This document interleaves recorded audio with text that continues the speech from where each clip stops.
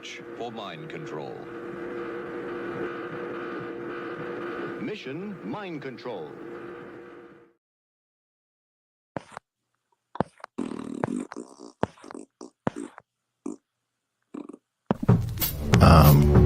To be able to create something that normally happens in the sun on an island in the Pacific, or to be able to rewrite a cell the way Craig Venter did, synthetic biology. We are now gods, but for the wisdom. The world's most serious human beings should be working on the twin nuclei problem. What do we do with new godlike powers given our history of conflict, our history of envy, our history of madness? We should definitely try it. Everybody believes that should work on that problem. Well, it's the Moses. It's the Moses thing. It's time to go. It's time to leave. This place is over. You get off the planet. I freak people out when I say that, but like, look at your world. Everybody who has a possible plan to avoid what is coming if we don't have one should work on the plan that she thinks best. Now this is the plan. Get your ass to Moss. Enough! Just go to the church. Guys, I can't hear the same story any more times of like, I tried to go to church, but it was too hard. Enough. You sit in the seat and you listen, okay? Enough. Just go to the church. Enough. Like, enough. Just go to the church. Enough. I'm tired of hearing your excuses. Amen. Enough, folks. Enough. Okay, put your big boy pants on. Enough, folks. We're done pretending we don't know how to give the pill to the dog. Right.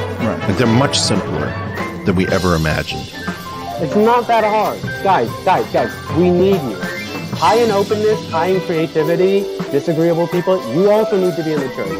You put the pill in the peanut butter. You take the pill, you put it in the peanut butter, you give it to your dog. Enough. Should be a meme. That should be a meme.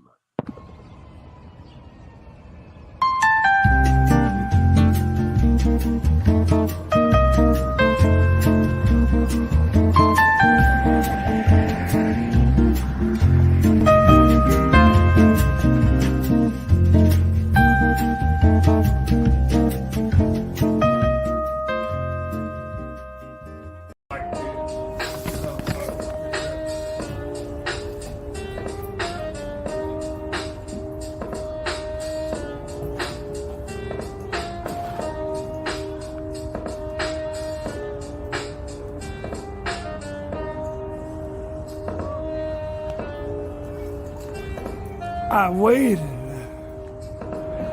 for the Lord on high. I waited, and he heard my cry. Tell him we're dancing, we're busy dancing right now.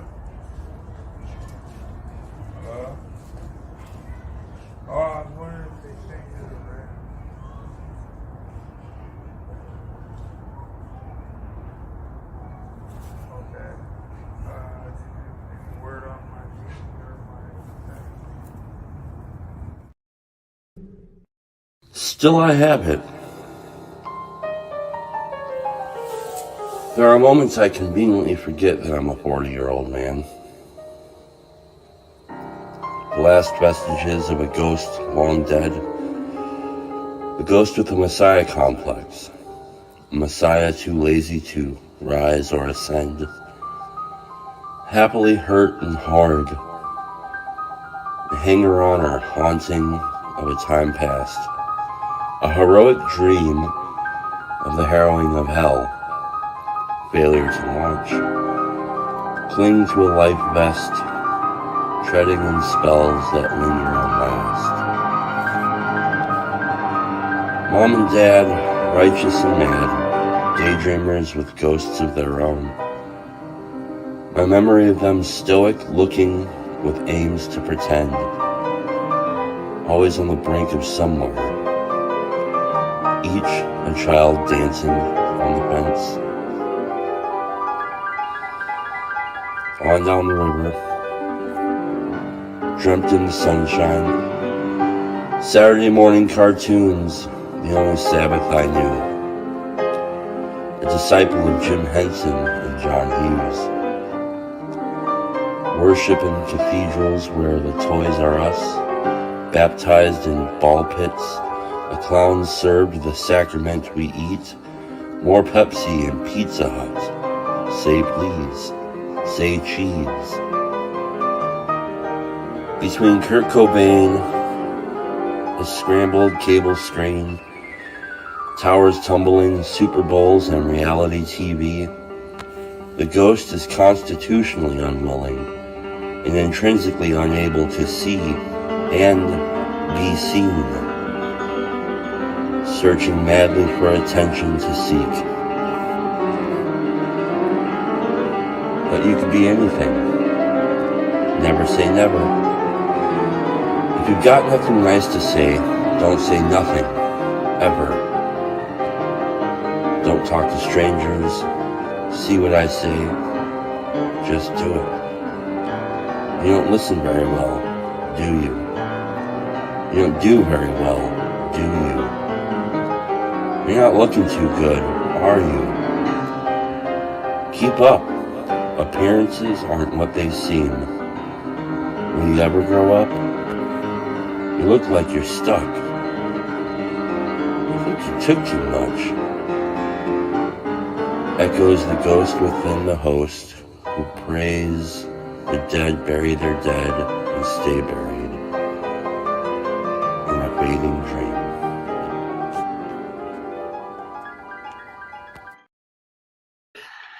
Ducks eat bread. They do. They like it.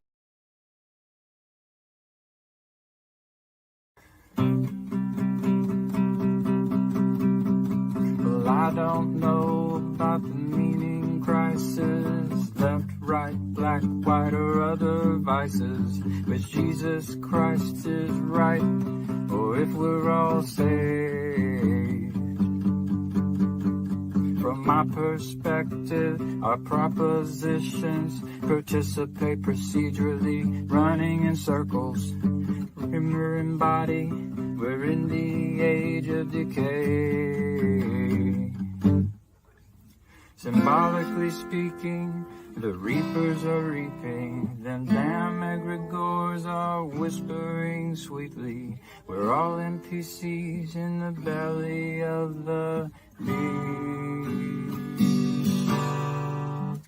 Red pill, blue pill, bread pill, Mars Hill, or DMT, or whatever you feel.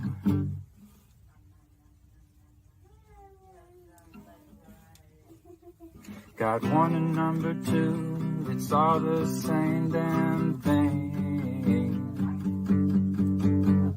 So clean your room, repent on Zoom, ontology for dummies, a bird's eye view.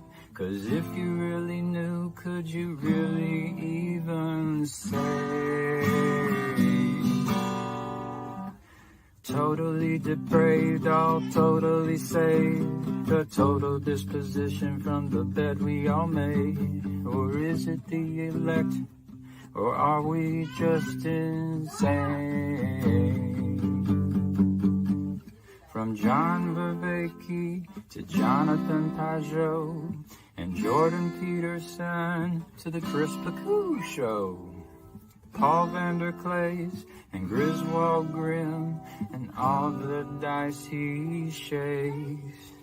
This estuary ditty is a little bit cringy, ain't quite the U-shaped or the hero's journey. All the NPCs in the flood treading water to watch you save the day with a bunch of chitter-chatter. From the ortho bros to the Catholic Joes, or atheistic Jobs, to Protestant folks, the Joe Schmoes and Jewish Jacobs, and everything in between. So love the Lord your God with all your heart and soul, with all your mind and your fingers and toes, all your neighbors too, as if they were your own. So love the Lord your God with all your heart and soul, and with all your mind and your fingers and toes, all your neighbors too, as if they were your own. Good morning. Welcome to the first Friday of the month, Bridges of Meaning question and answer. If you want to ask a question, you'll have to join the Bridges of Meaning Discord server. The link for that is in the show notes.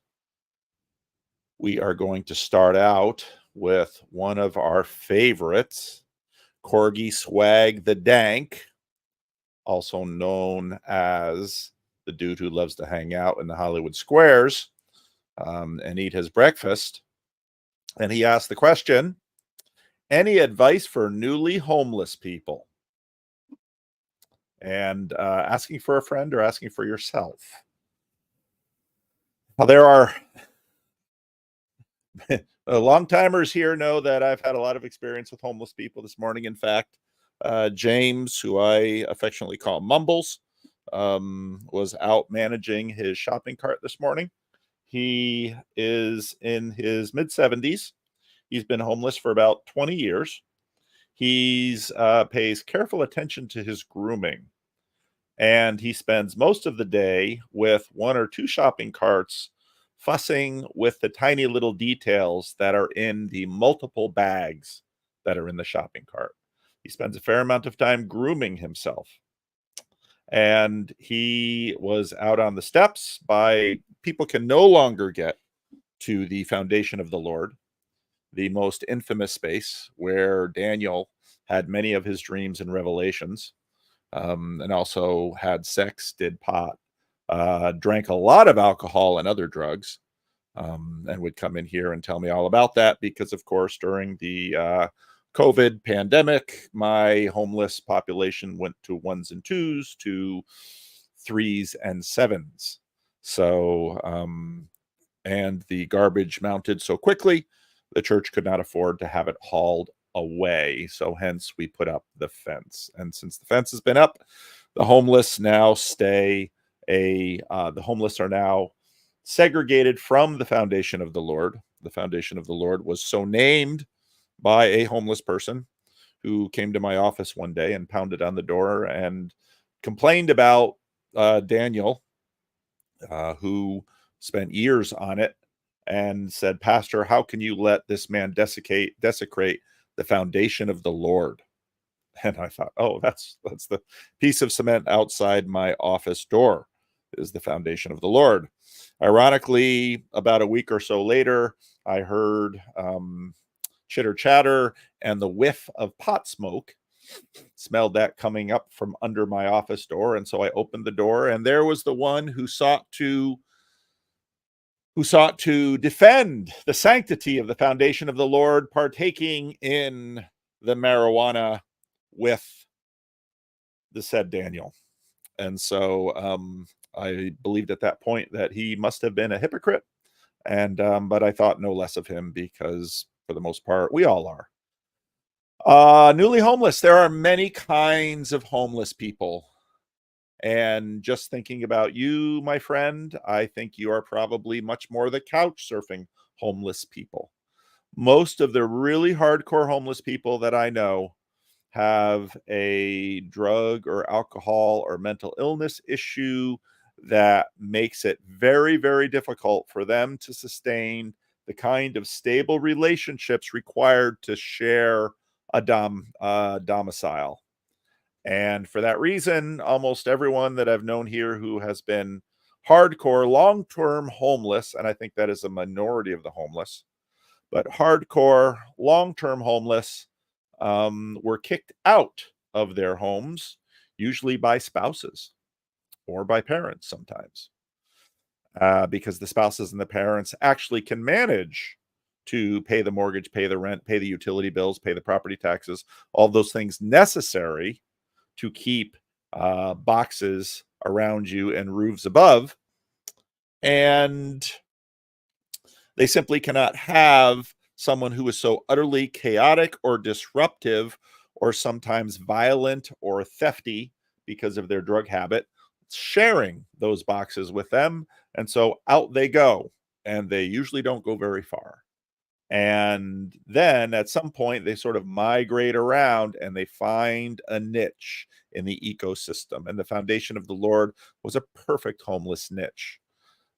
Again, Andrew, I cannot recommend it because it is no longer available because of the Great Wall of Living Stones. But again, as I mentioned, the aforementioned Mumbles, aka James, aka I don't actually know what many of these people's given names are on their birth certificates because names migrate, especially on the street.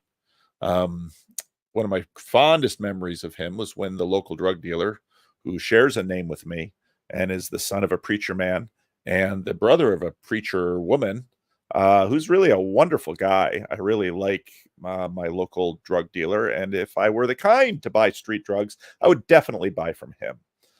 Before we put up the Great Wall of Living Stones. Yeah, short questions for PVT. Never short answers. Before we put up the Great Wall of Living Stones, he used to park in the parking lot and do his deals there, and the neighbors didn't like that so much.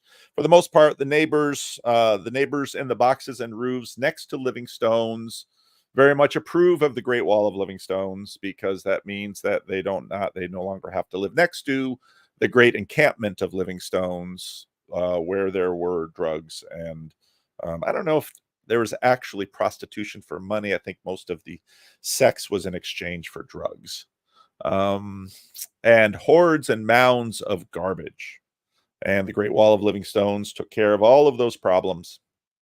And so now the homeless are encamped outside of it. And so, as I mentioned, back to the story of James and Paul, the drug dealer, banging on my door one day. It was Paul and James, and the drug dealer asked me, "Can we get James on Social Security?"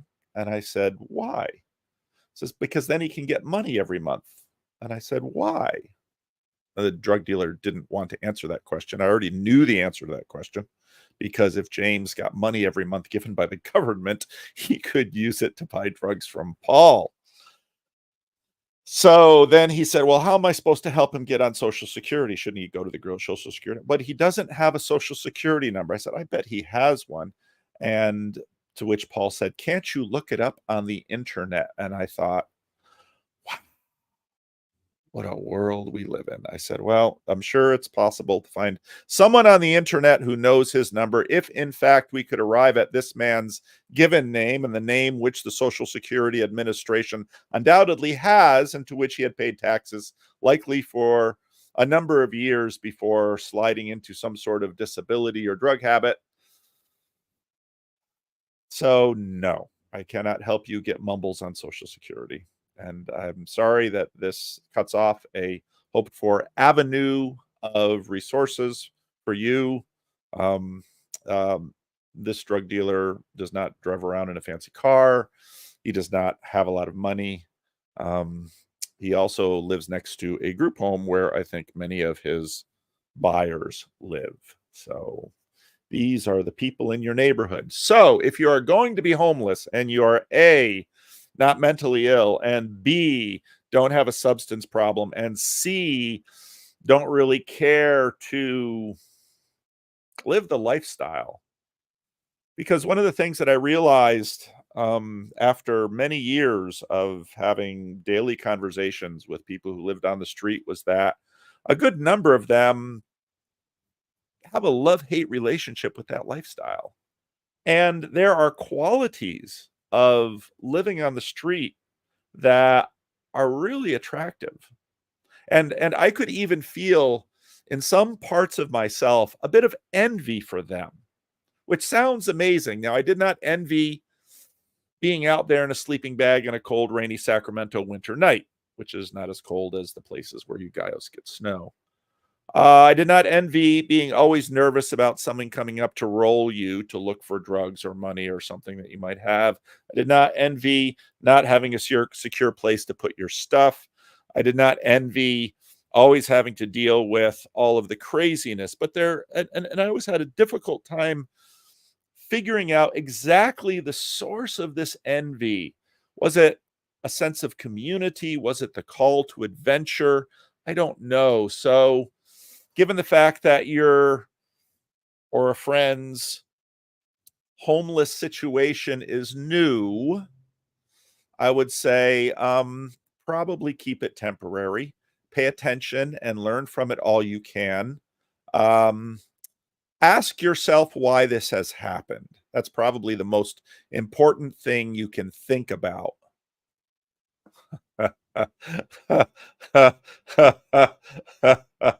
um, that is a super interesting observation, Jeremy. That is a super interesting observation. In my experience, they express their anxiety in different ways. One of them being hoarding.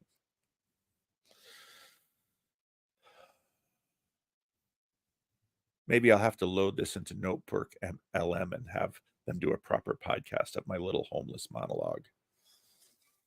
Two little NPCs chattering about Paul and the homeless and Daniel and James and Mumbles and all of the people in my neighborhood. I think if you live homeless for a while, you can learn a great deal. And I think you should go into it with a spirit of adventure. But probably the most important thing to do is ask yourself how you have come to this point in your life. Again, before the Great Wall of Living Stones, which actually doesn't bar everyone, very determined people who know me and want to talk to me stand outside the fence and yell, "Paul! Pastor Paul!" And then I go out and I talk to them. And usually I say, well, actually, the gate's open down there, so you can let yourself in.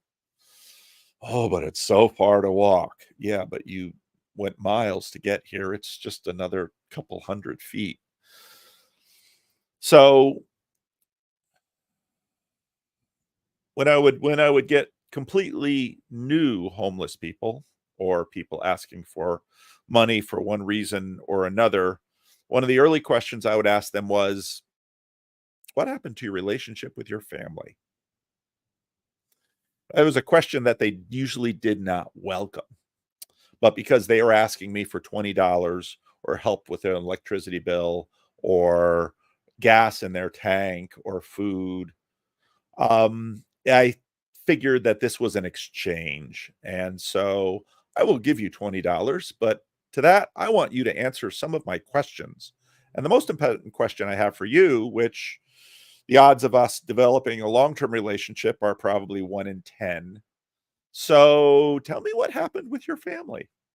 And many of those stories sounded similar, that the person standing before me asking for money saw themselves as a victim of their families. And I'm sure in many respects they were, but I usually assumed the victimizing went both ways. And so if you find yourself homeless, ask yourself, what's my relationship like with my family? Now, I'm not trying to put the blame on you. Families are complicated, and every family is a mess in one way or another. And becoming temporarily homeless, especially as a younger person. Now, again, I don't know if you're asking for a friend or talking about yourself. We know your face. We know you sit often sort of behind Jacob. So I don't know if you're homeless in Jacob's house, which I think, frankly, is about the best place to be homeless. If I was a homeless person and burned through all of my familial and church and internet relationships, I would probably march down to Jacob's house and knock on his door. And I think Jacob would take me in a minute. And I would probably enjoy living with Jacob. And we would have a good time together. When I went to Australia and did the Jordan Peterson conference, Sans Jordan Peterson, way back in the day, Warren, my friend who brought me over, my son Jared and I stayed at his house. And I spent just hours a day having conversations with Warren. We talked and talked and talked and talked and talked. And it was a wonderful time because he's a great talker and I love talking. And so while that wasn't really technically a homelessness situation, my son and I stayed in his house, and Warren and I just had the best time talking. And, you know, if I stayed with Jacob, I think the same would be. How many homeless people effectively have no family in your estimate? Well, given the biology of human beings, 0. Now, I got to be careful with that because some people are only children and their parents die. And I know people who are, like a brother-in-law of mine, both of his parents were only children. So he never experienced having cousins. So in my experience, okay, let me think.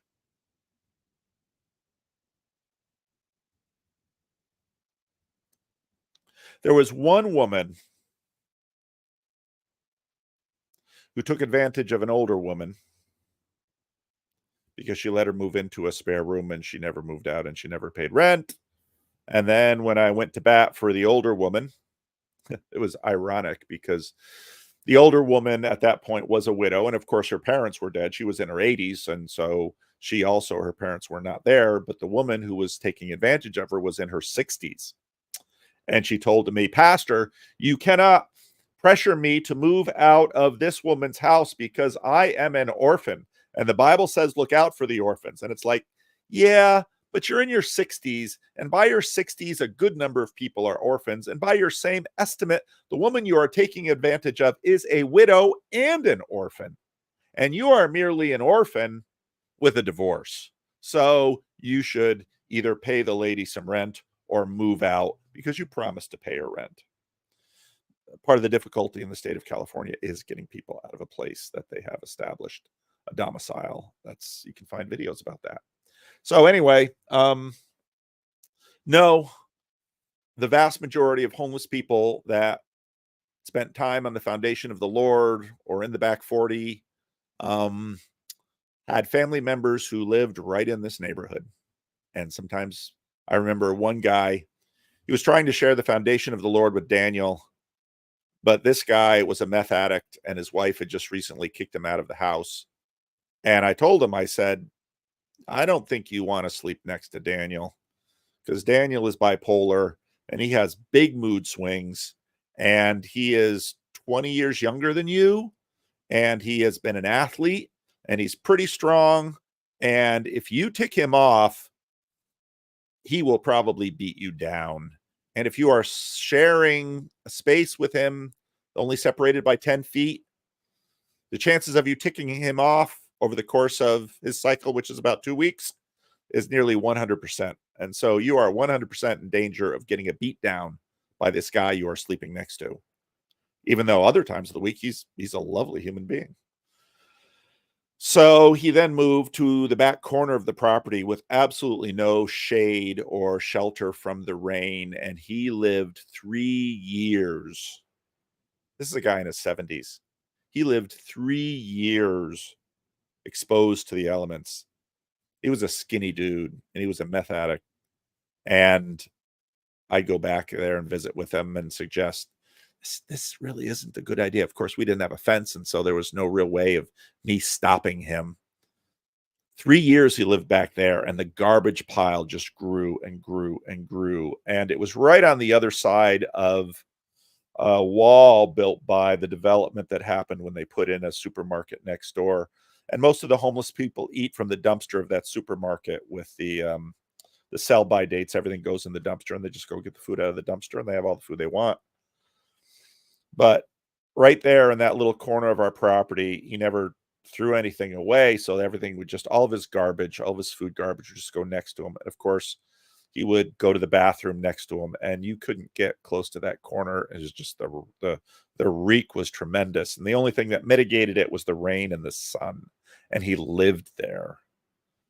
And I would often say, this is no way to live. Yeah, I know. Well, I'm working on getting a place. Okay. And then his grandchildren would come and visit him there. His grandchildren were young adults by that point. They would drive up in their cars and they would park at the edge of their parking lot, and he would come out to meet them. And I thought, what must it be like that this is the condition of your grandpa? And I talked to them about that, and they'd say things like,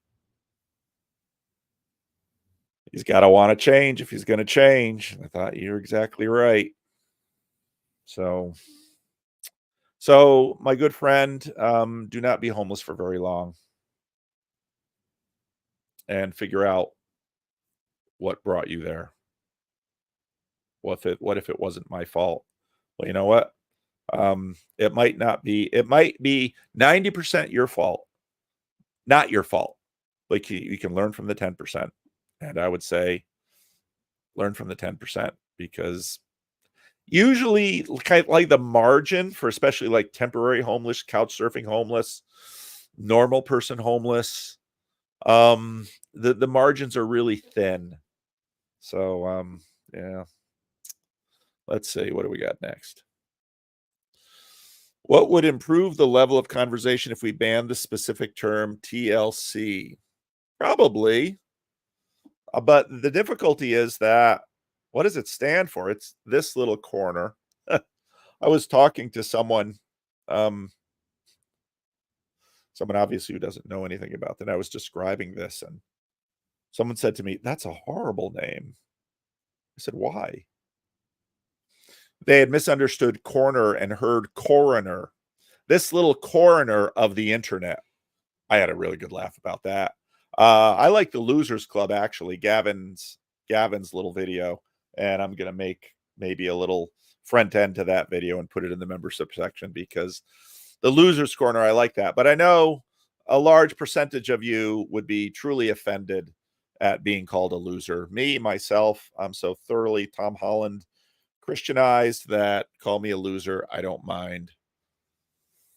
That's right. Ron doesn't know what he's talking about. Canu, you recently brought up the term confessional, honed in on catechism, and constitutional, honed in on institutional propriety. Ooh, that's good.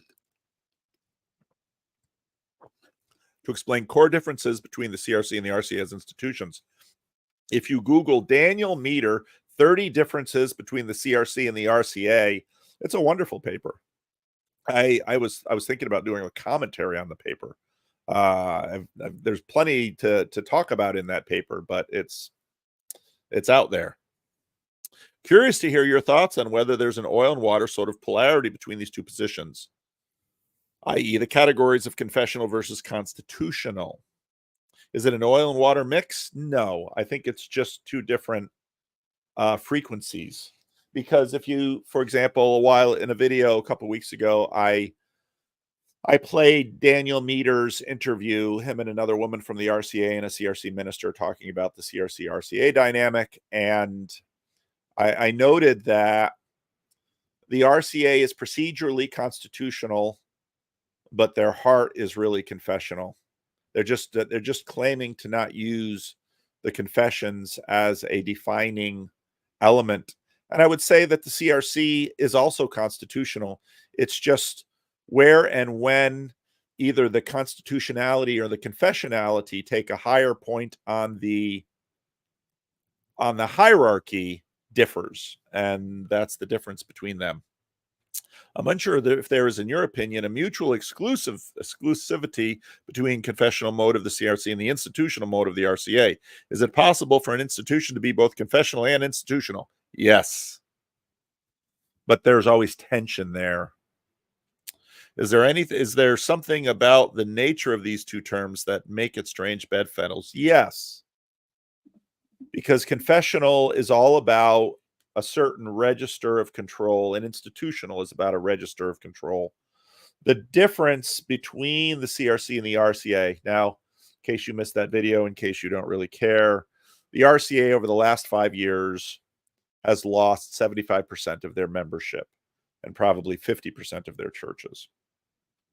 And the reason they did so was because their synodical rules meant that a majority of the denomination, potentially 3/4 of the denomination, that did not believe in the church affirming same-sex marriages could not get any satisfaction through the constitutional channels because of the way the Constitution is written.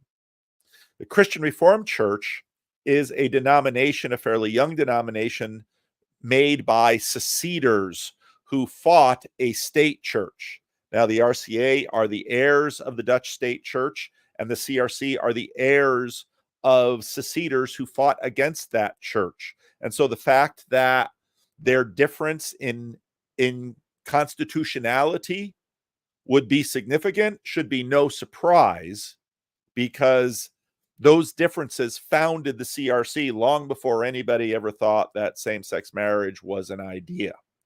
And so that the Christian Reformed Church will probably manage to hold on to 70 to 80% of itself and lose 20 to 30% of itself in this split, while the Reformed Church of America lost 75% of its denomination, is precisely because the roots of the CRC are among seceders.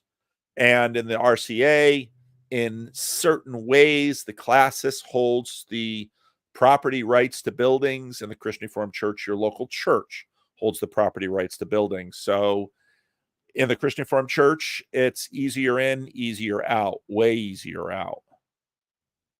But yet the RCA now has gone from the RCA spent 20 years working really hard to try to grow using seeker methodology, all kinds of new evangelical methodologies. So they spent 20 years trying to bulk up its numbers, and then it had a fight that erased all of that growth and then some. The RCA, I think, probably when it was trying to bulk up in terms of its evangelical, they probably maybe had 100, 110,000 people, and they managed to grow all the way up to 200,000. The Christian Reformed Church peaked at over 300,000, but the Christian Reformed Church was always more conservative. And and actually this question of confessionality, I think it's easier in some ways to attract and scale an organization based on confessional agreement than in constitutional procedure. Everybody understands that if you're going to have an institution, you need procedure, but very few people come for the procedure. Procedure is just something that helps the organization be robust.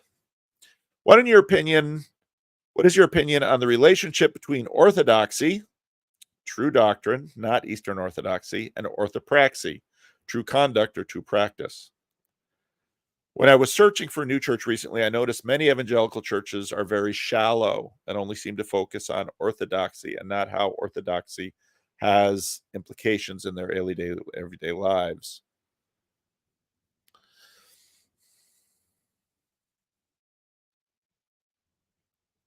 There is a facade of propositional tyranny in evangelical churches, including the Christian Reformed Church. I've been reading a lot of Christian Reformed Church history lately, and a book that I've mentioned a number of times, Henry J. Kuyper by James DeYoung. Henry J. Kuyper was probably the most significant CRC leader in the middle of the 20th century. He was both a conservative and an innovator and systematizer, and he deeply shaped the Christian Reformed Church through changes in liturgy, changes in hymnody, and use of an elevation of synods and the banner, centralization. And that resulted in a fair amount of homogeneity. Churches have for a very long time tried to maintain themselves with doctrinal rigor. You can listen to endless hours. In fact, one of the ways to understand Christian YouTube is in some ways the last gasp of confessional rigor and theological, doctrinal, propositional tyranny, because when I watch a video that I would label as Christian YouTube, it is usually so-and-so, such and such a person is doing something wrong because they have the wrong beliefs.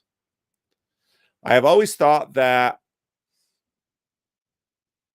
the doctrinal side is overplayed. Not that it's unimportant, but I think the error is how, in fact, the doctrine is the kayfabe of how churches assert doctrine is used. And this, of course, goes straight to the heart of confessionality.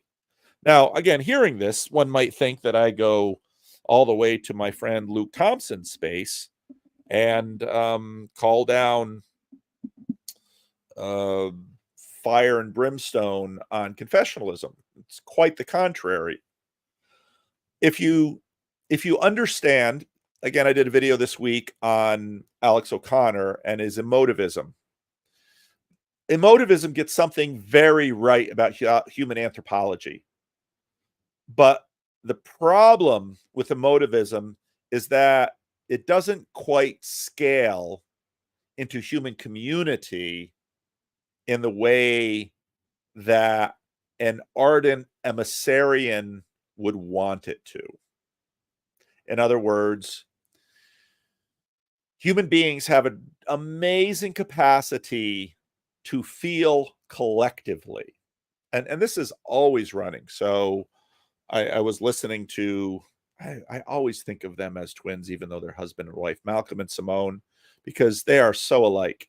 The married twins, maybe that's what I should call them. Malcolm and Simone had this very interesting video on pornography and masturbation. And it was Michael Satori that pointed me there. And I haven't finished listening to it. I'm not endorsing it. But one of the things that they noted was, even though they have a very different position on pornography than, let's say, the art conference, they were there.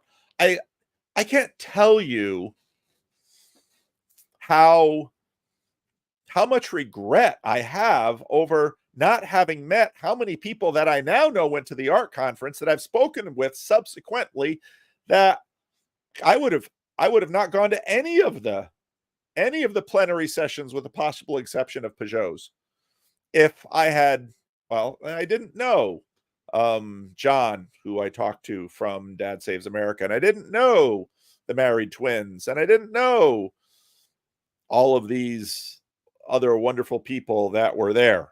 What a bummer. But they had a green room. And, if they knock on my door and they say, Paul, help us plan the next art conference, there'll be about 75% less plenary sessions. Maybe there'll be some videos made in advance for the conference that people can watch on their own time. And there will be estuary meetings and all sorts of other mixers to try to do what I think should be done, which is get all of those amazing people that they got to that conference talking to each other. Because the truth is, the amount of interest diffused among 1,000 people is far higher than even however smart the elites are on a particular stage. So groups can feel together. And I think confessionality helps with that. But the reason we can't quite get this right is because the master and the emissary keep working together, and the emissary keeps sending out, can we organize around this idea? Can we organize around that idea? Now, when I was reading Shepherds for Sale, what that book provoked in me was very much the centered set, bounded set tension, because that book is all about boundary markers. And the way that book works is, these people have violated boundary markers, therefore they are outside the community. They need to be kept outside the community. And part of what's happening with evangelicalism right now are that wolves are sneaking in sheep's clothing, and they're getting paid by powerful political actors. And so on one hand, I love an expose. I I want to know who's paying who to say what and where the influence lies. There's always influence and there's always money. So the book does a service. On the other hand, and part of how that book impacted me was it made me think more about boundary markers and the way boundary markers are important. So bounded set and centered set always work together. And I think a lot of the center set books that have been out recently have resulted in sort of some fudge jobs. And it's some of the real activist types that get going on.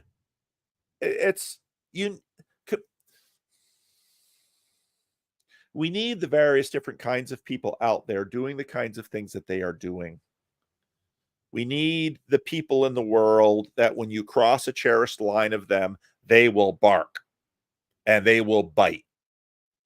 Whether or not you agree with that position, whether or not you agree with the volume by which they protect the position, but in the overall communality of the thing, that position needs to have someone speak for it. And so,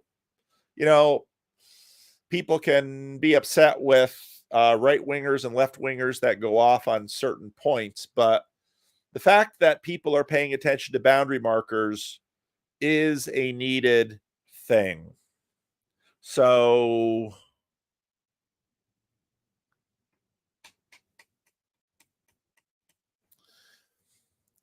every church is a mixture of all of this. And so recently, Dog Bark, who had been away from Living Stones for a number of weeks, people missed him on the Freddie and Paul show. He was back last Sunday, and he's been out adventuring and exploring the territory and bringing me back reports, which is super cool. And he brought me back reports of one of these spiritual churches that have no boundary markers.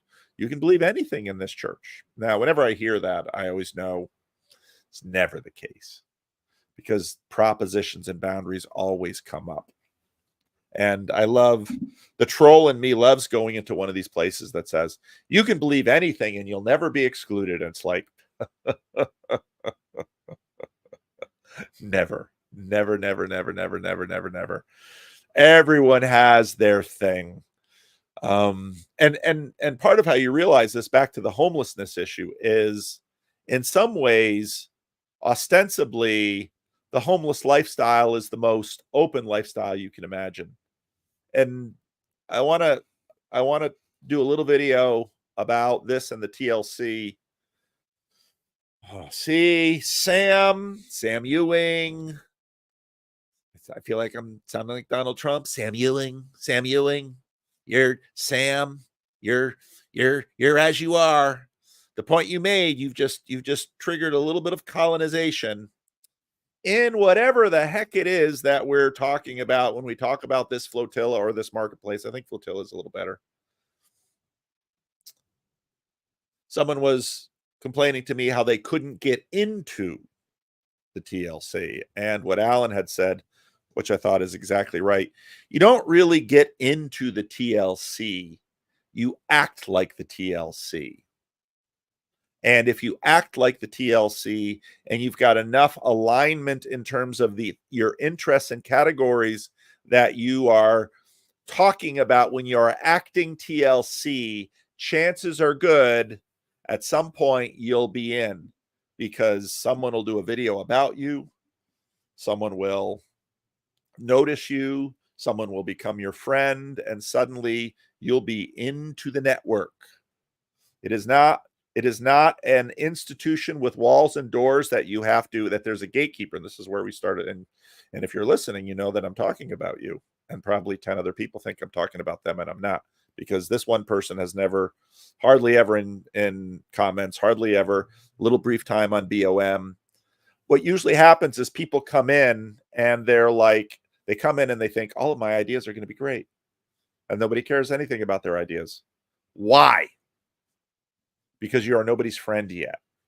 You might say, yeah, but Jordan Peterson comes in and these real smart people come in, and yeah, because they're really exceptional people, and they've already colonized the spirits that are governing our communities to a degree that we let them in very quickly because they are high status and they've already sort of made their way up on the egregore hierarchy.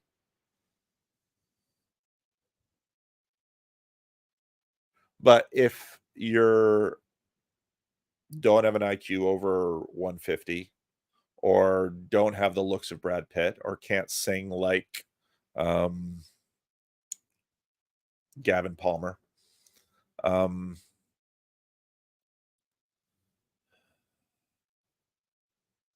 got a promotion. You're going to have to work your way in. And, you know, Chad's a great example because, and there are many examples like him, but Chad just wanted to be a part of it. And Chad has entered and left the TLC, the corner, multiple times. He has quit the corner multiple times. But the reason Chad is working his way up the hierarchy is that Chad is doing the TLC thing. Now, we can use a bunch of propositional tags to try to describe what exactly this TLC thing is, because none of us are really quite sure about it. But Chad just keeps doing it. And he just keeps doing it daily, almost all the time. And Chad just keeps embodying a sort of spiritual identity of the corner. And what happens then is he makes friends and he draws people to him. And that is what is happening here. And the same thing with Grim Grizz, and the same thing with Sam Tiedemann, and the same thing with Luke Thompson, and the same thing with a dozen other channels. They're all doing it in their own way. And we can't quite describe what we're doing. But if you want to be in both, and C.S. Lewis made this point years ago, you have to start, don't try to be original. Start with kind of copying, but you're not really copying. Look at Christian Baxter's work. Christian, another classic example of this. Christian decided to get into it. Now, a lot of people, for every one Christian Baxter or one Chad the Alcoholic, there are 10 who have tried a bunch of different ways, tried for about once or twice or 3 times, and then quit. That won't do it. You have to keep working it. You have to make it a lifestyle choice. And if you keep doing the TLC thing, and we really struggle to know what that thing is, if you keep doing that thing, you will be in, and you will create a hierarchy because you will gather a following. And when I say a following, it might only be a following of 2 or 3 or 4 people, but you will gather a following, and that following of 2 or 3. And as you refine it, as you keep working at it, I mean, a lot of the branding comes from Chad, and that poetry branding that he does, the montage of the music, and that's astounding work, in my opinion. Now, lots of other people are quietly TLCing behind the scenes. I think Phlebas is a great example. Phlebas hardly ever shows up on live streams, but Phlebas has colonized how many different TLCers? And then you have TLCers like CW who left the corner, but he's never stopped fully TLCing. And so that's where this space is different, where it's not really it's sort of a space, but it's actually more mimetic patterns of behavior and interest and desire. That's much more of what it's like. And so churches are the same way.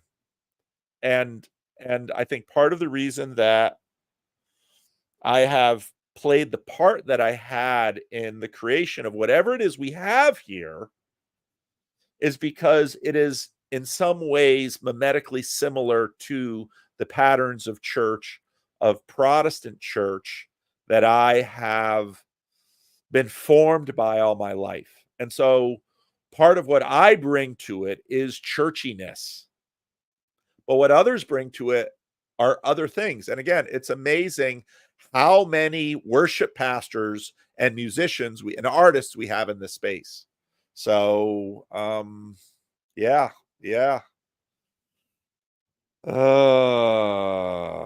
It It is an activity. It is a party line. It's all those things.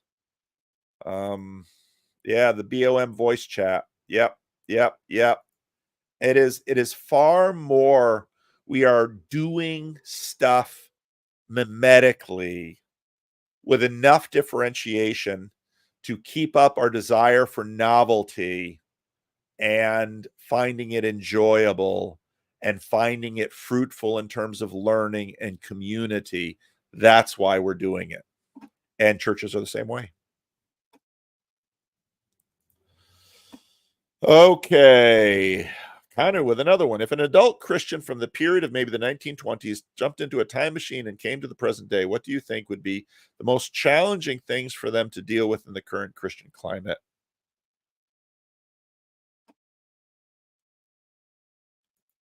Pervasive hedonism among Christians. If you lack of discipline. I'm old enough. So I was born in the 60s, in the early 60s. My parents were born in the 30s. My grandparents were born in the 1900s. So I am old enough to have a taste of the church my grandparents were born in.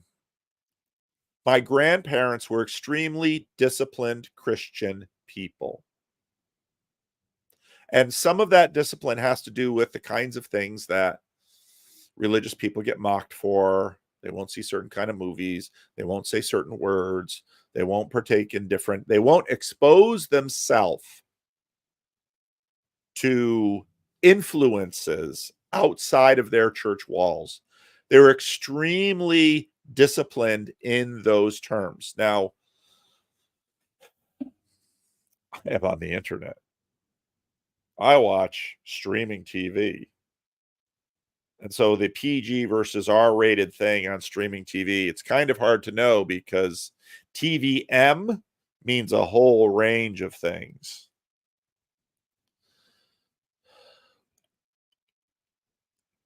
My parents' generation. Now, my parents are technically builders. They're not technically boomers. I am just at the tail end of the boomer, the beginning of the Xer. My wife is an Xer. You know, if you ask where the Xer boomer divide is, it's usually somewhere between 63 and 65. I was born in 63. My wife was born in 66. So she's technically an Xer. But those late boomers were certainly not like the people born in the 50s. So, and there's a whole group of us, myself, Peterson, Vervaeke, we're all about the same age. John is a little bit older.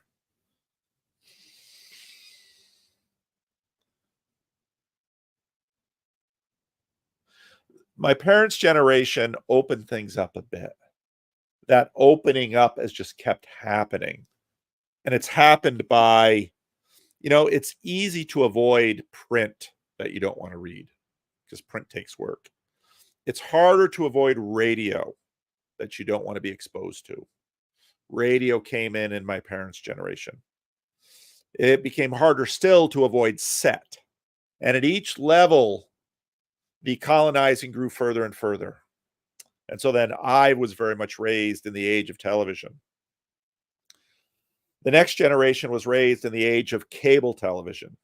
Then you had now suddenly with broadcast television, what you would be exposed to watching broadcast television, the 7 naughty words, all kinds of things you would not see on regular television. And it was in some ways a programming from the then monoculture. And then cable television, suddenly you've got, now you're showing things on television that you had to go to a movie theater. And in some ways you had to go to one of those icky movie theaters if you wanted to see. And then, of course, with the internet, it was blown wide open.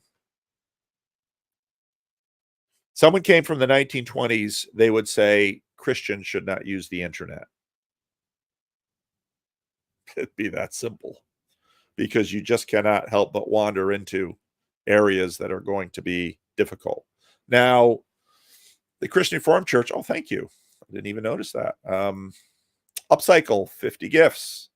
In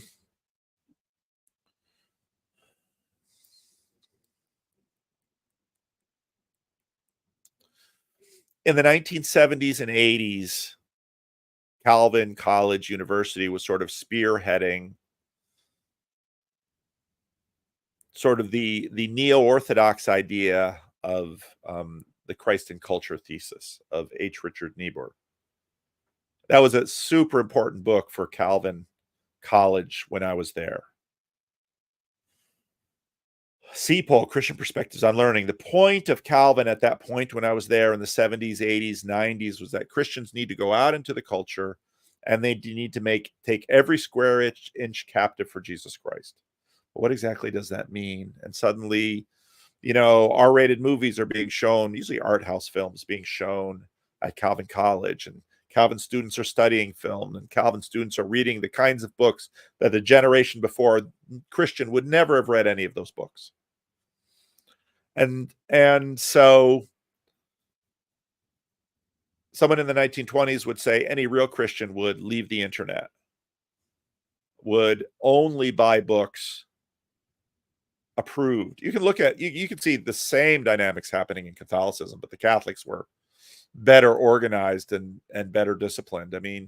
Remember, the Roman Catholic Church used to approve and ban books all the time. That was the culture of my grandparents. And the world changed. And so from that point until now, huge difference. Michigan man Sam again. Should a relatively young person under 40 be thinking about whether or not a congregation they're looking will will exist in 2 or 3 generations? I think this is a big part of the reason that a lot of people are opting for Orthodoxy or Catholicism.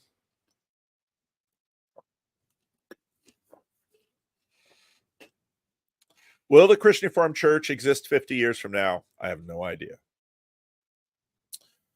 Will the PCA exist 50 years from now? No idea. Will these churches, even if somehow, will they exist in the way that sort of, think about some band, I have to think about the kinds of bands I see on billboards advertising for casinos in Reno, because basically what happens to the band is the name was owned by the label. And so basically other musicians come and play the songs that this band played, but most or all of the original musicians have long since moved on. That's what's happening to Christian denominations. And so when people say Roman Catholic Church 50 years from now, will still be here.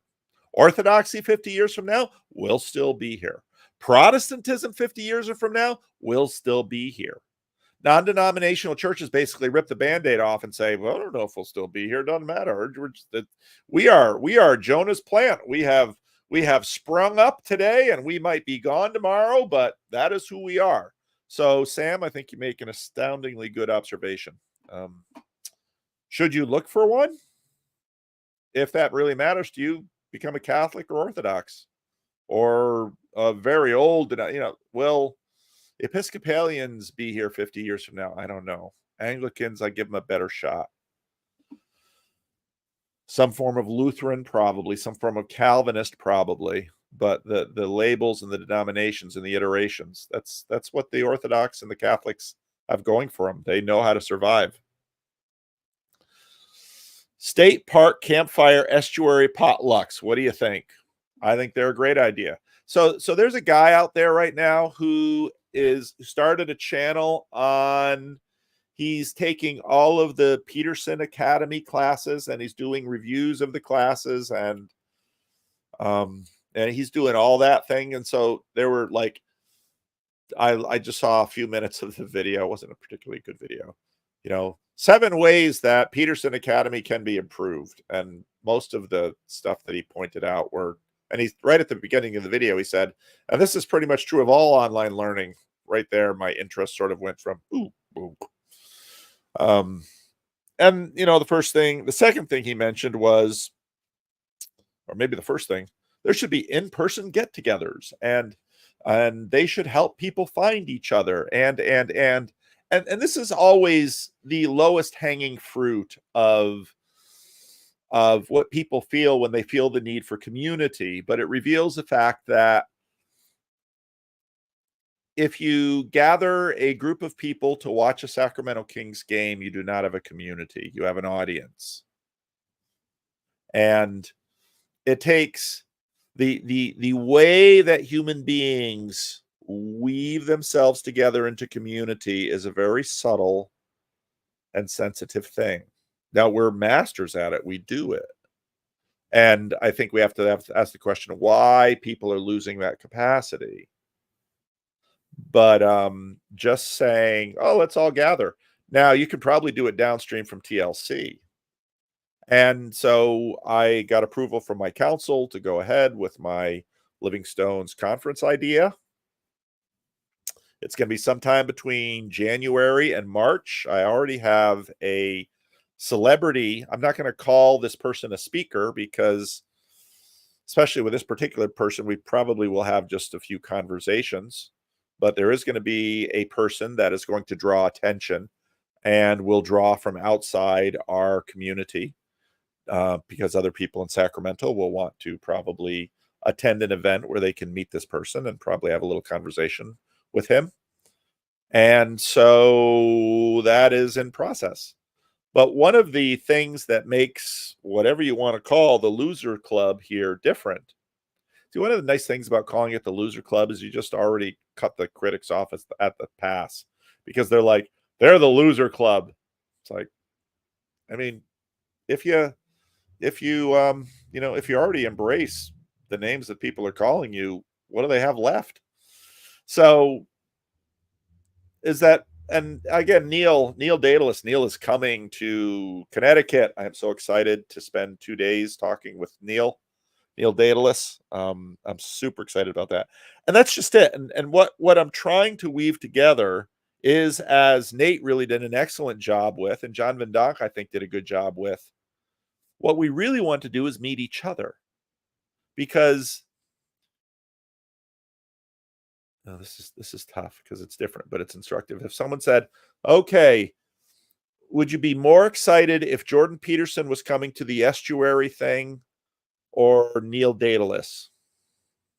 See, the thing is, because I've already Jordan and I know each other a little bit. But part of me would be excited because Jordan is coming, because, I'd like to know a little bit more about some things. Another part of me would be like, oh crap, how on earth is that going to function in this group? But part of me super excited to get a chance to spend some time with Neil, because I've seen a fair amount of Neil, and he very reliably brings in a lot of really good insight into the conversation. And so I'm super excited about meeting him. But it's one of the things that he drew on nearly immediately is he said, Chad, he saw Chad and he wanted to be Chad's friend.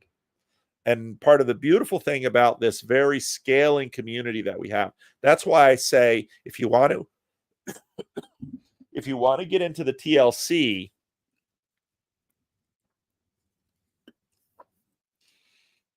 you don't get in by just sort of always going to bridges of meaning. You don't get in by entering into any particular thing. You don't get in by sending me an application with a check for $50 paper clipped to it. Now that probably dates me.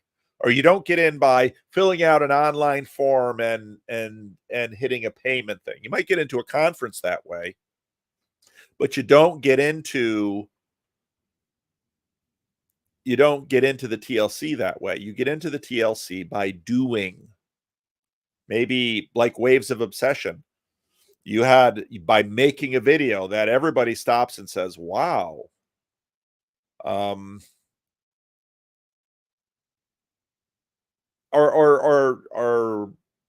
Charlie Brown, the videos that he makes, Charlie Brown's Corner, the videos that he makes. That's how you get in, because you do something and people look at you and like, ooh, I want to know you. You have an idea. Let me talk to you. But that art of colonization is super hard, and it might take 100 ideas before you actually get noticed. And you're also going to have to cultivate sufficient personality skills to become the kind of person that people want to play games successively with you, as Peterson talks about with respect to Panksepp rats. So I think the campfire thing, and if Grizz does it, because if Grizz does it, people will come. Because who doesn't want to just peek behind the veil of the mystery of Griswold, General Gaius Griswold Grimm? Who is that man? What's he like to be in real life? Who doesn't want to pet kayfabe? I mean, it's a small cult, but it's a cult. There you go. That'll show up. In his book, Introduction to Christianity, Joseph Ratzinger, Benedict the 16th, makes mention of the tension between the prayer, Maranatha, come Lord Jesus, come quickly, and the Dies Irae, day of wrath, where comes the judgment. Indeed, indeed, indeed, indeed, indeed, indeed, indeed. And I think just his papacy, on a regular basis, I ask myself, what on earth is the Roman Catholic Church? And, I haven't been reading much on that lately, but again, a few months ago, I was reading a lot on the papacy, and I'm trying to think, what on earth is the papacy? What's going on with that institution? What is it? It keeps changing. And so that, with John Paul II, who was a extremely important instrumental pope, he was like that. He was like the kind of pope that was needed. I mean, he was one of the greatest popes. Ratzinger, it's like, okay, let's take our smartest theologian and put him at the top. And it's like, but was he a good pope?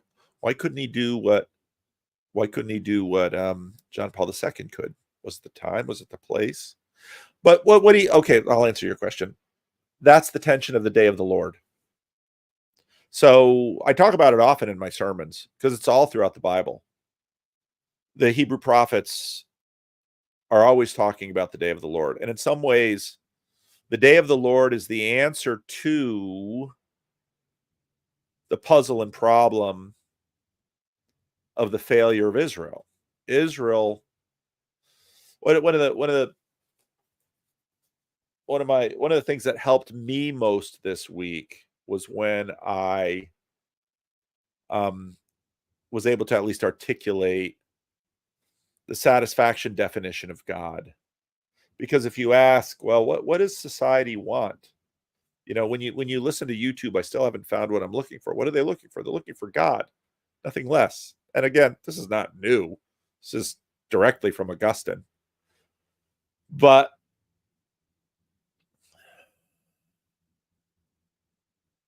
the difficulty is, God is both the sum of all your joys and the sum of all your terrors. And so the day of the Lord, when God comes near, is the sum of all your joys and the sum of all your terrors, both at the same time. Now, of course, theologically, Protestants, satisfaction of Christ for us, etc., etc., etc. But those tensions are always within the day of the Lord. So, and you can find it in the day of crucifixion. All of the motifs around the crucifixion, the darkness, open tombs, etc., etc., these are all day of the Lord motifs. And of course, these day of the Lord motifs, you can find them in the prophet Joel, you can find them in Isaiah, you can find them all throughout the Old Testament. You can find it in Paul. Paul's a deeply apocalyptic. The apocalypse is always behind Paul. And apocalypse is, again, those two. It's an unveiling, and it's the day of judgment, and it's the day of reward, all together.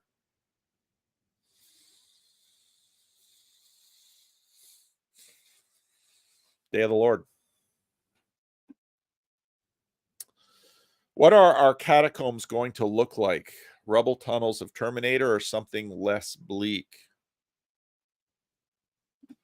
I think in some ways we're living in catacombs. I think that's signaled by the fact that we have this deep hunger, desire, and inability to gain the sorts of satisfaction we're looking for from communities. So our catacombs aren't physical caves. They are mama's basement. Or the fact that if you look at a map of number of people with whom one shares a domicile, in the West, it's very low. And just look at the world.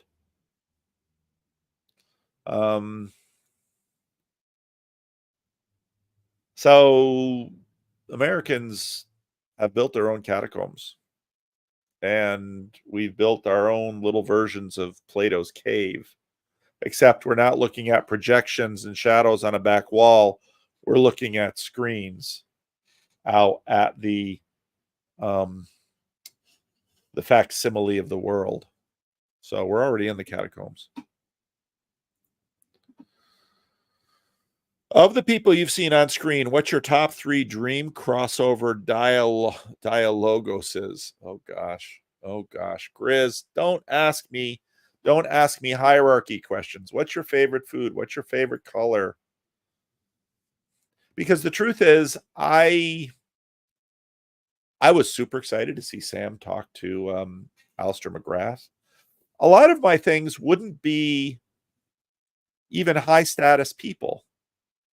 A lot of my things are when I find 2 people that when there's a video that has that moment that C.S. Lewis talks about, where his moment with Arthur Greaves, you like those things too? It was Norse stuff. You like those things too? It's wonderful when that happens on a video, and it's wonderful when I can participate in it. My talk with Dad Saves America was just so much fun. I had so much fun with that talk. It's like, oh, you're in Tim Keller just when Redeemer was really, I don't know who Tim Keller is. It's kind of the opposite. I was Catholic. I was living in a different catacomb from Tim Keller's catacombs.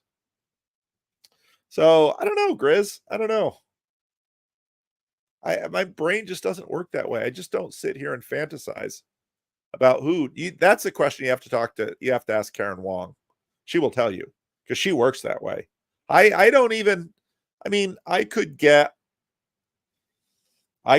more conversations with higher status people. I know I could, especially with academics and people's books that I read. I know I could. In fact, I get a lot of requests for it that I basically ignore because I'm just not interested. Because so you read a book, you get to know an idea. I'm now feeding books to Notebook LM and seeing what it does with them. I'm feeding videos to it too and seeing what it does with it. But I get so much more enjoyment watching people that I know and am invested in. And that's what made the Northwest Story so much fun. I remember at my wedding reception, because I had friends in all these different segments, all these different catacombs of my life. And at my wedding reception, they all came together. And it was like, oh, my friends and my family are getting to know each other. This is awesome. And I had that same thought when I got to the Northwest Estuary. I think, talk about the Day of the Lord. This is what the Day of the Lord is going to look like. This is what the reunion of heaven and earth is going to look like. Because a lot of the people I'd love to see talk are dead.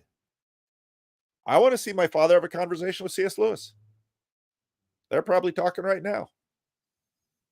And, I want to see that. So, and there again, I've mentioned this a few times. There's this weird way in which the screen world is sort of like heaven. When Freddie talks to his mom through the camera, every time he does that, it's like, this is so interesting. What's with that? So sorry, Grizz. Very disappointing answer. Uh-oh. How are we doing for time? All right. Sophie LP, the great commandment, sometimes shortened to love God, love your neighbor as yourself, or love each other, doesn't really seem to focus on loving yourself. I haven't heard Peugeot or Jordan Peterson or Vivek or PVK talk about loving yourself. Isn't that what the married twins are talking about? Loving yourself? Sick joke. Why is loving yourself not really mentioned or talked about in this community? From what I can tell, isn't loving yourself just as important as loving just as difficult? Thanks.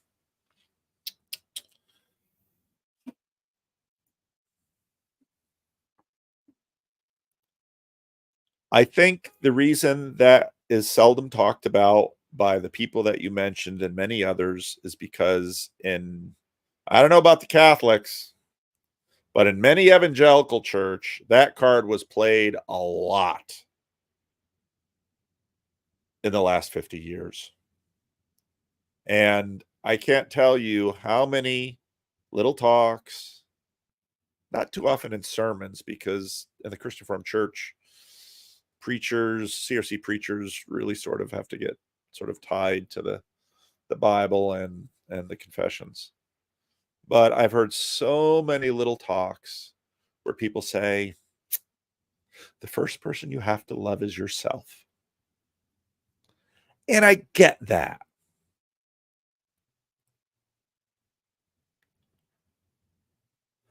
It could be that a lot of the people you're talking about just have such massive egos, we don't have any problem loving ourselves, and our narcissism is a bigger problem.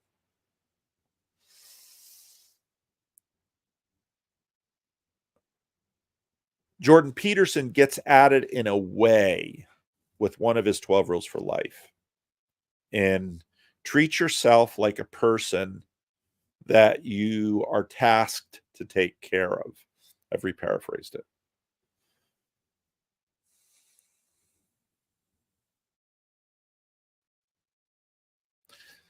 There are a lot of talks out there on the internet about loving yourself. And I think for this community, well, again, 80 to 90% of TLC, whatever name you want to use, is below the waterline. Anyone who dares to stick their face on the internet the way we do regularly and talk transparently about what's in our minds and share who we are, either we have to have a pretty significant level of narcissism or confidence in ourselves that maybe for the portion that you see online, those really aren't questions for us. I know it's a huge question with normal people. Many, many people wrestle with, I'm not going to use self-esteem. First live Jordan Peterson event I went to was in San Francisco, and it was by a guy who had a shtick. He had a YouTube channel for a while on the simulation. Are we living in a simulation? Jordan Peterson wasn't huge at that point. He was able to get Jordan Peterson in. He had him on stage. We had a whole car full of Jordan Peterson meetup people from the Sacramento meetup. We drove to San Francisco. We sat there, and we'd all heard what Jordan Peterson said about self-esteem not really being a thing the way everybody thought it was a thing. And the guy asks about self-esteem, and it was like, you obviously haven't listened to anywhere near enough Jordan Peterson, because if you had, you wouldn't have asked that question. At the same time, a lot of people suffer with questions of self-worth. A lot do, and it hampers a lot of people. I think Jordan's answer to that would not be do the Saturday Night Live Stewart thing of self-affirmations. I think self-affirmations just don't work. I think what Peterson would say is what you need to become is braver, and the self-regard will take care of itself. And I think that's the reason they don't tend to address that directly. But I think if you can profit from a lot of the other things they're doing, the self-regard questions will take care of themselves. Not that you're not, well, again, a lot of this too is negative emotion, trait neuroticism. And I think the answer to that, which Peterson talks about all the time, is becoming braver. You need to become more courageous. And it isn't that you're not scared. It isn't that you don't suffer from the imposter syndrome regularly. I think we all do from time to time. I know I do from time to time. I might not look it. I like that Rod. Rod's another guy who's, well, I've spent, yeah, I think it's courage. I think you just have to, yeah, that was exactly the joke that I made. Yeah, I think that's true too. Peterson personifies the courage in the face of massive institutional and cultural pressure. Okay, upcycle. If you could travel back in time, which year and location would you visit?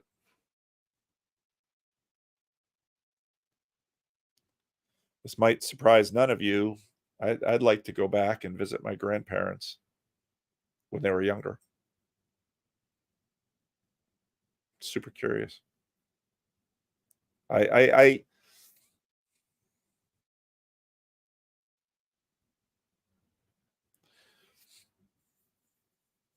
someone might say, I'd like to go see D-Day.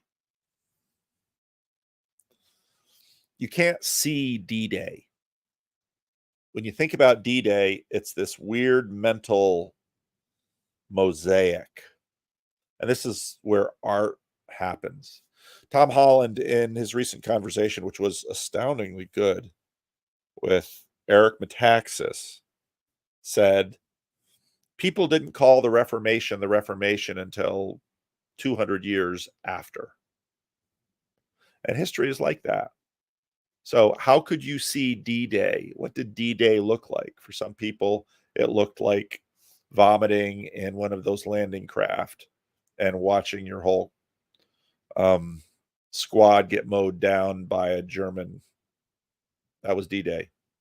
And then you got injured and maybe you suffered on a beach for a while and someone picked you up and was able to nurse you back to health. There was D-Day.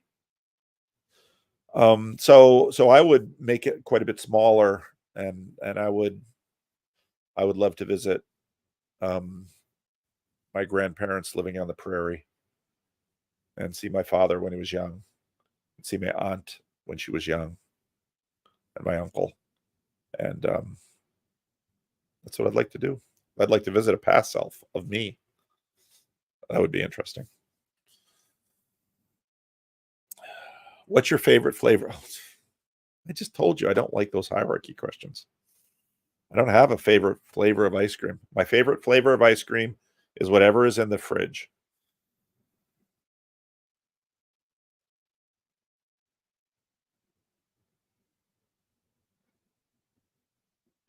The Belgian Confession lays out the proper use of secondary books, but they are largely untouched by Protestants. Have we lost or gained by ignoring them?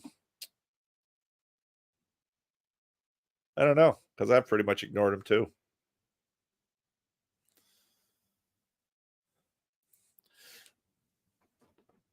Michael Martin, I believe it was Michael Martin on the pre-Northwestuary conversation we did, made the observation, I thought it was dead on right. So much of church fathers, even apocryphal books, so much of those are very unique people writing to each other. Now the apocryphal books are quite a bit more popular, so that's unfair. I should take that back.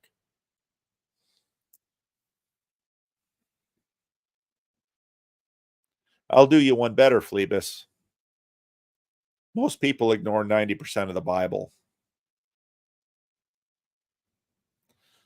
And again, if you decide you're going to read through the Bible, it's a lot to try to figure out what's going on in those prophetic books in the Old Testament. There's so much we don't know. At least the narratives give us a sense of participation. But those prophetic books, so much of the Bible people don't read because it's hard. And the Deuterocanonical, there just aren't the kinds of helps to help people make profit from them.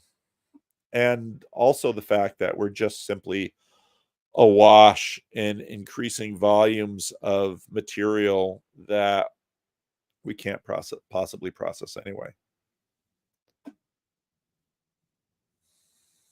All right, we're going to do the end of question thing.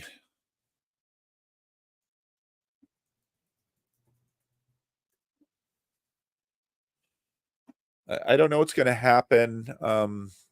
Friday, November 1, an author wants to talk to me, and I've agreed. And so we'll see if we do this that day or not. I'm still in negotiation with her. What do you think is the long-term impact of the seeker movement on the church at large? Are there any recommendation books on that subject? I haven't read a lot of books on the seeker movement. You know, the Reveal study with Willow Creek Studying itself, I think, is a good attempt. High on Church or High on God, James Wellman, that's a good book. That might be the best book I can think of. He doesn't study the seeker church, but because most mega churches are deeply the product of the seeker movement, that could be the best book I've read on it, but it's not necessarily on it. So I would have to say High on God. It's a good book. And the Reveal study is very, what can and can't the seeker church do well? And because, again, the mega church is sort of what's left of the seeker movement, it's probably a good place to learn. Any thoughts on gravity as a marker of morality? It's just an illustration.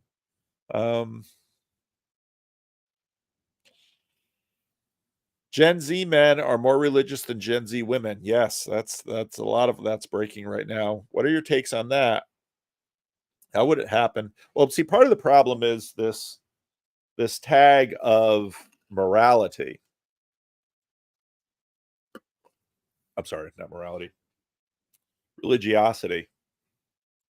I think Malcolm and Simone would say that women have been far more colonized by the urban monoculture. I finally found that Amy Schumer Comedy Central thing about some men learning basically defense against the dark arts of women. And somebody bootlegged it up onto YouTube, and YouTube hasn't taken it down. It's a great little sketch. Men are so often very helpless when it comes to relational combat against women.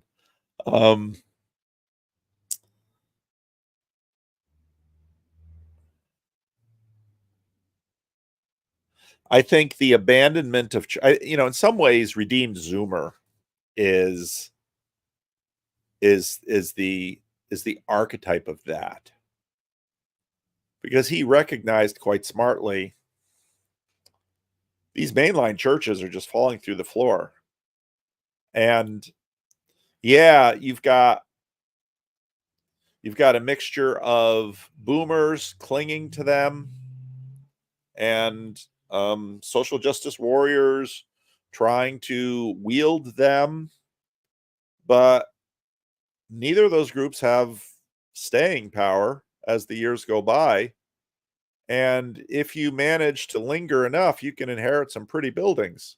Now, what he might not be thinking of, because he's not actually having to maintain a building is that the reason these pretty buildings fall into decay is because they're very expensive to maintain and use. And they actually require a giving user base to maintain them. And that's exactly what, of course, Europe has figured out a long time ago. So men and women just see bouncing the ball back and forth to each other. So in a lot of ways, the Industrial Revolution, since then, we've been focusing on a lot of women's issues because the basic realities of the gestating side of humanity that's been tremendously disrupted. And then, of course, the pill. But we're just sort of at the beginning of a chapter about men. And so I think a lot of men have discovered a fact, which is a fact. And even though I say it, doesn't mean anybody will listen. Churches are ripe for the colonizing. If you play your cards right and you want to wield an institution, there are thousands of churches available in America right now that if you go in there and you can tolerate their propositional tyrannies, their petty propositional tyrannies, if you have some personality, if you can make a contribution, you will run that place in 10 years. And I think a whole group of men have figured that out. And men have started doing that. And they have discovered that the church is an abandoned territory that is full of riches that can be colonized and taken over and used. And it's the kinds of riches and things that, because men built most of it, men value and understand. Women are working in different areas. Women are either working on the family type questions, of which men are obviously no stranger. And a big piece of men going back to church has everything to do with finding women who are interested in traditional family roles. Because odds are, if you go to a church, you'll find more women interested in that than you will either at the office or the bar or Tumblr or whatever the dating apps are. So I think men are going there because they figured out they have a higher chance of getting what they're looking for there. There's a lot of women that have decided what they'd really like to be long term is a corporate executive. Why go to church? And at the same time, we also have to have a little bit of humility with looking at these trends. It's like 55-45. I mean, if 90% of men were going to church and 10% of women were going to church, then you have a really big swing. But if it's like 55-45 or 60-40, there might be even more than that.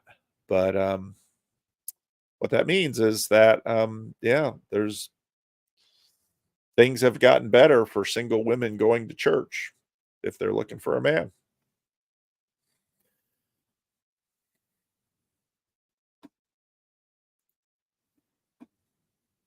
How many people who came back to religion on the wave of the Peterson-Peugeot pipeline processed the fact that the churches they were born into or joined couldn't get that job done en masse? That's a good question. I think it relates to the question I just answered too, because the people coming back into church have opinions about church. And so as they go in, they are going to use their influence according to their experience to try to improve the performance of what the church has already done for them.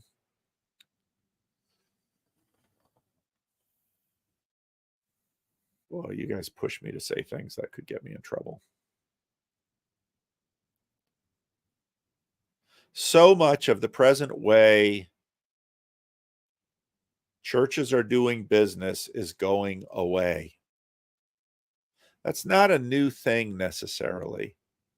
Churches are always changing. And again, this is more true of Protestant churches, but it is true of Catholic and Orthodox.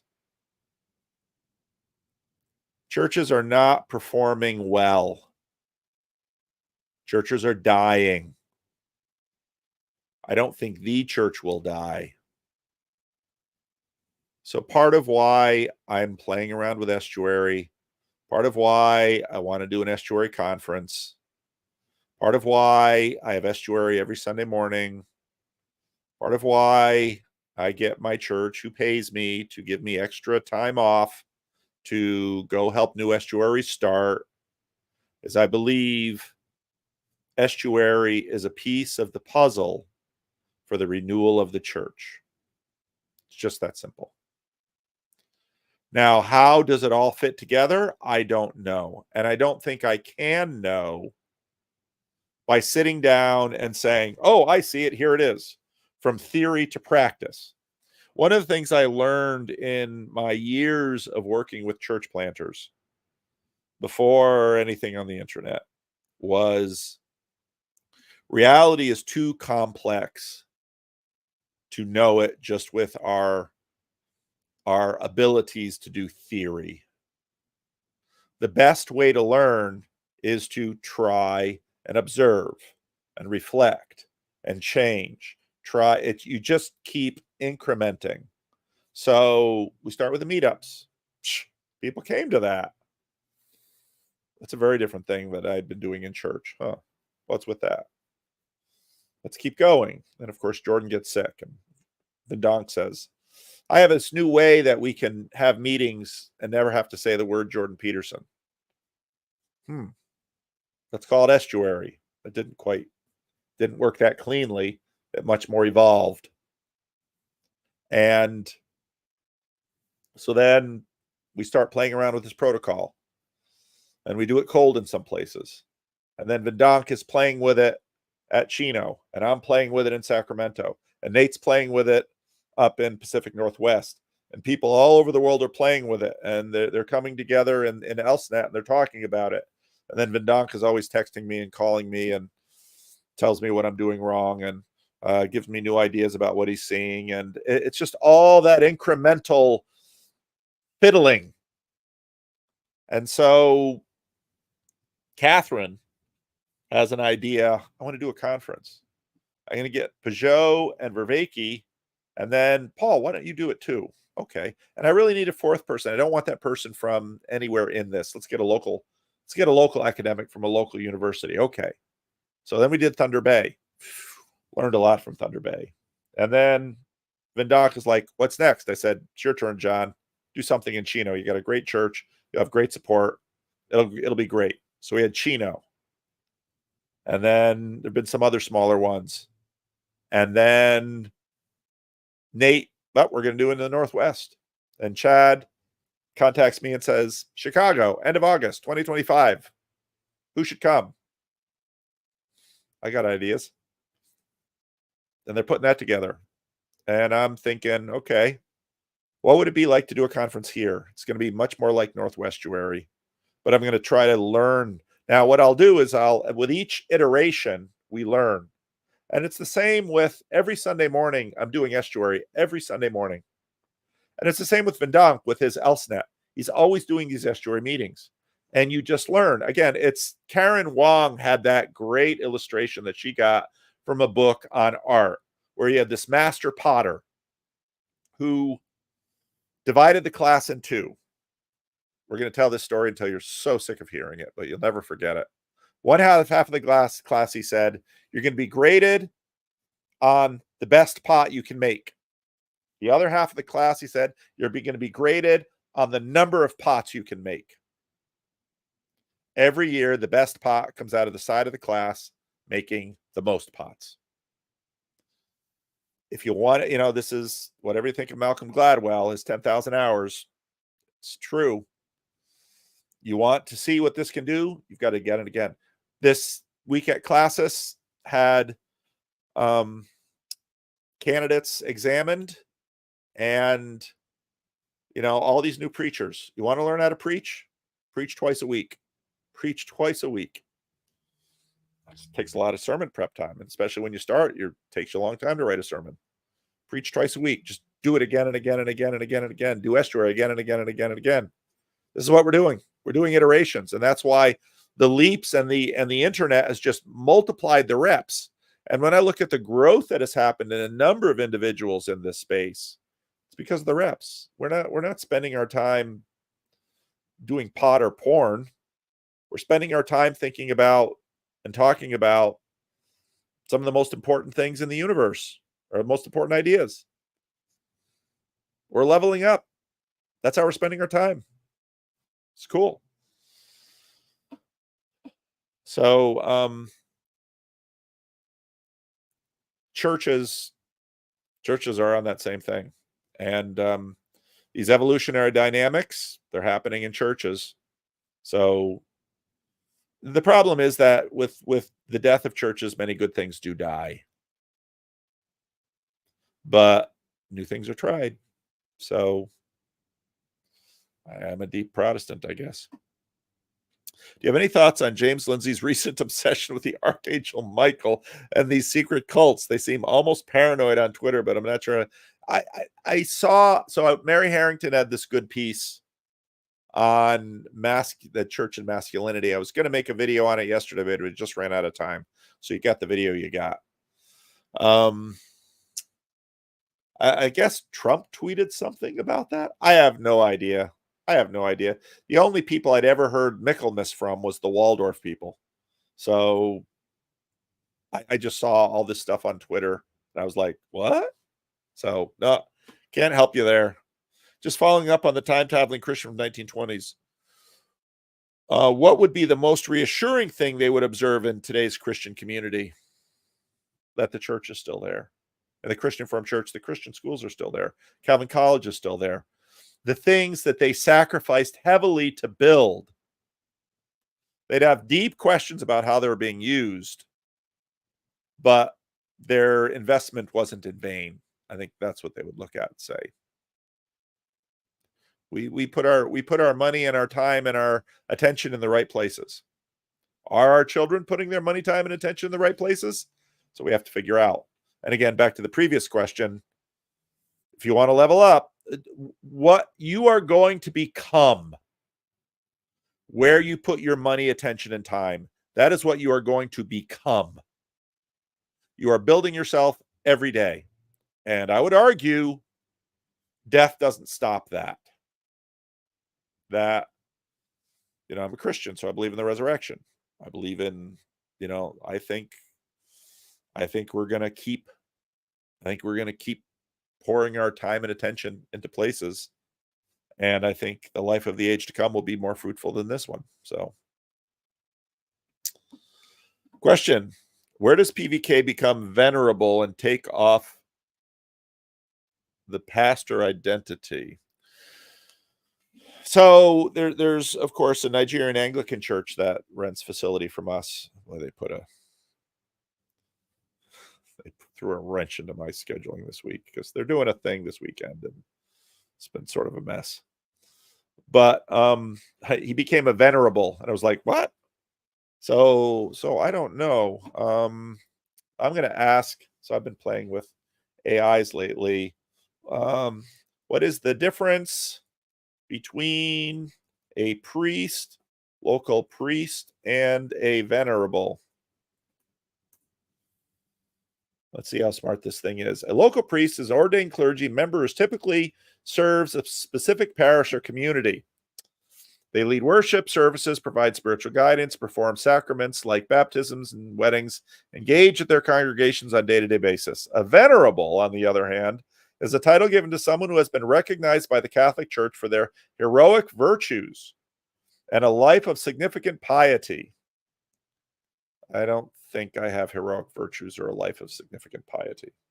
This is part of the process of canonization, and it's a step before being declared blessed and eventually a saint. So not every priest becomes venerable, but every venerable has lived an extraordinary life of faith. And Copilot, just with that little human affectation, says, makes sense. Yeah, it makes sense. I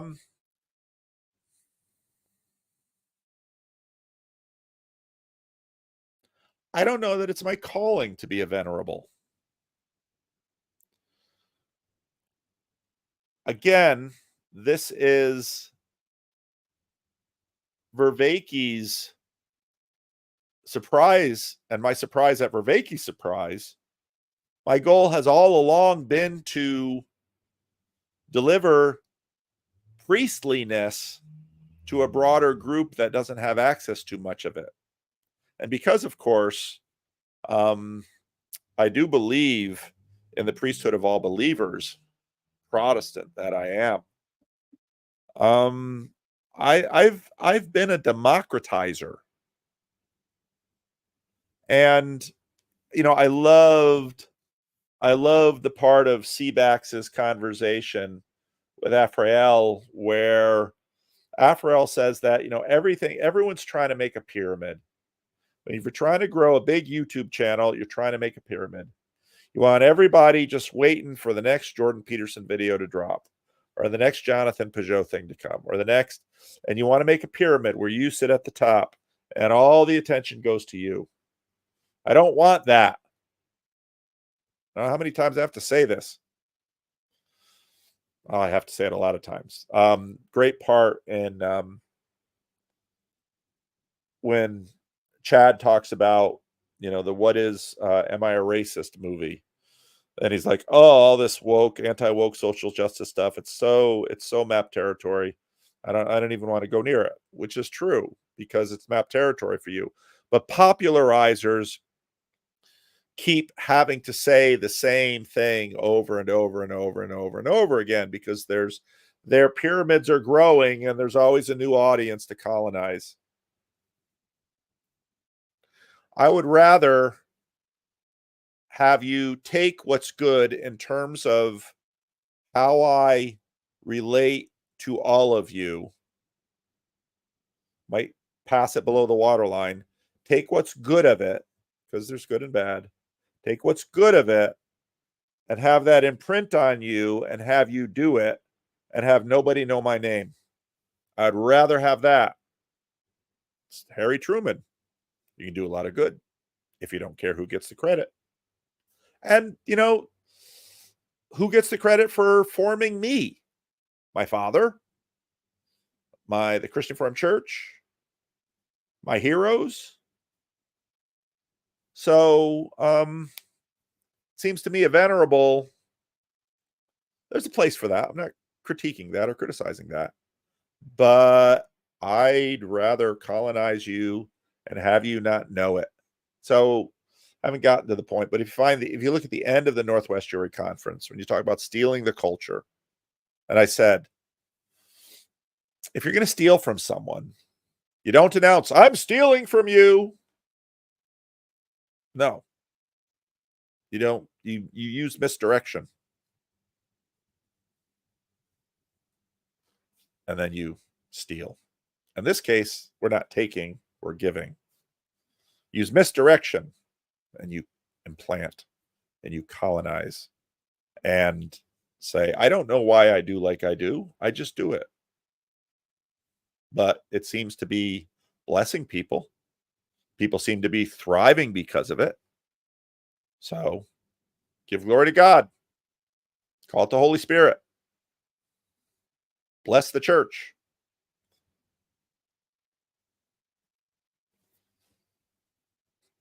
You never quite know where the hive mind is going. T. Greig hasn't yet tasted bananas. All of this makes sense to me now. All right.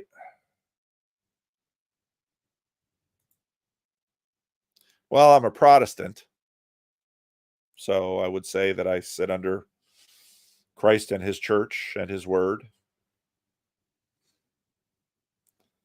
Confessionally, I have to be within the bounds of confession. So the Christian Reformed Church is very It does not have a hierarchy. We don't even have bishops. We have implicit bishops, but we don't have explicit bishops. Yeah, PVK and his shucks gee whiz routine. All right. There you go. The invisible church. T. Grog, you know that. You know lots of Protestant theology. It's the invisible church. All right, let's see how much time we got. We got 15 minutes.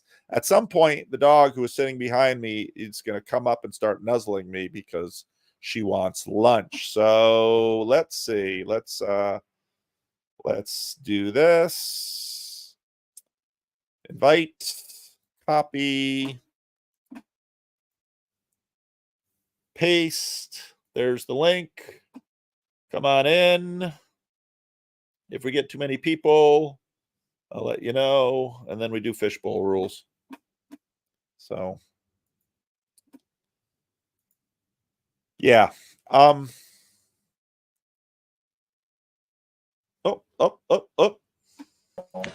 Oh, Steve, your internet working? It's working. Good. What's up? What do you have to say? Oh, just first of all, long time no see, and I asked a question about the catacombs, and I didn't mean like the near future. I just meant if like AI is going to produce the married twins for us, and then this like NPR kind of podcast, and who knows? Well, maybe I'm AI. Do you know that? Nah, you're way too real. Have, like, robot tanks like driving us down into like tunnels underground. I mean, basically, are you seeing? Because I haven't heard people talking about this. Are you seeing like Armageddon type of stuff happening now? Is that something that you're looking at and talking about? Did you see my commentary on Vervaeke and Sean Coyne? Sean Coyne made the observation that we have been feeding our culture a diet of apocalyptic dystopian stories for a very long time. Why do you think everyone on the internet is freaking out and thinking the end is near? Look at the Cuban Missile Crisis. I didn't see that. Yeah, so we've been feeding ourselves this, and we're having a feedback loop. So am I? The truth is that a whole bunch of stuff could go wrong very quickly and almost at any time. And I think it's also the case that on YouTube, if it scares, it leads. And so the YouTube feed is just full of Chicken Little, because Chicken Little really gets attention. And so I think a lot of it is gaming ourselves. I don't think we're heading to any physical catacombs anytime soon. All right, Scott, what say you? Hey, Paul. Just wanted to correct my typo in my question. I didn't mean venerable. I meant vulnerable. Oh, you worked with it though. You're like a good vamp artist. You went with it. Only to say, I know that being a pastor and a priest can be very lonely space. Because there's things you can't talk to your wife about, and there's things you can't talk to your friends about.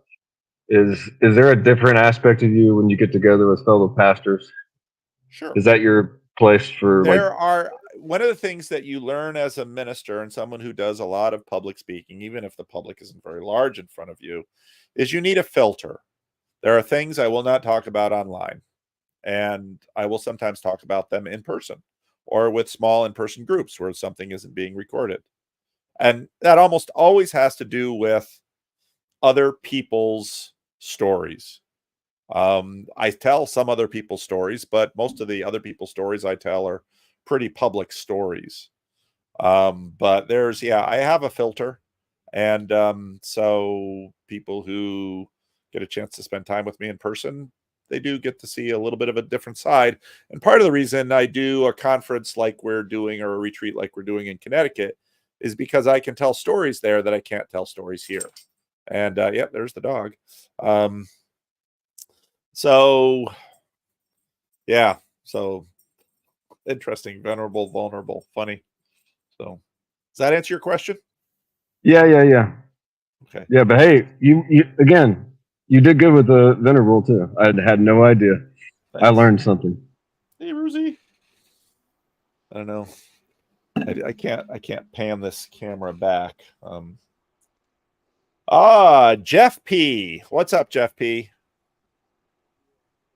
I still can't hear you. 1 second. Oh, yeah. Chad could show his dog.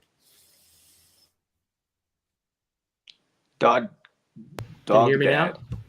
I hear you now. All right. I had to switch microphones.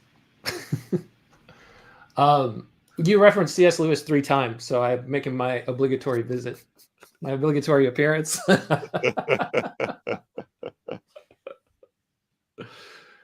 Now, I've been listening a bit to Richard Rowland lately, and he used this phrase vainglory a couple of different times. And you were talking about leveling up and 10,000 hours and stuff like that.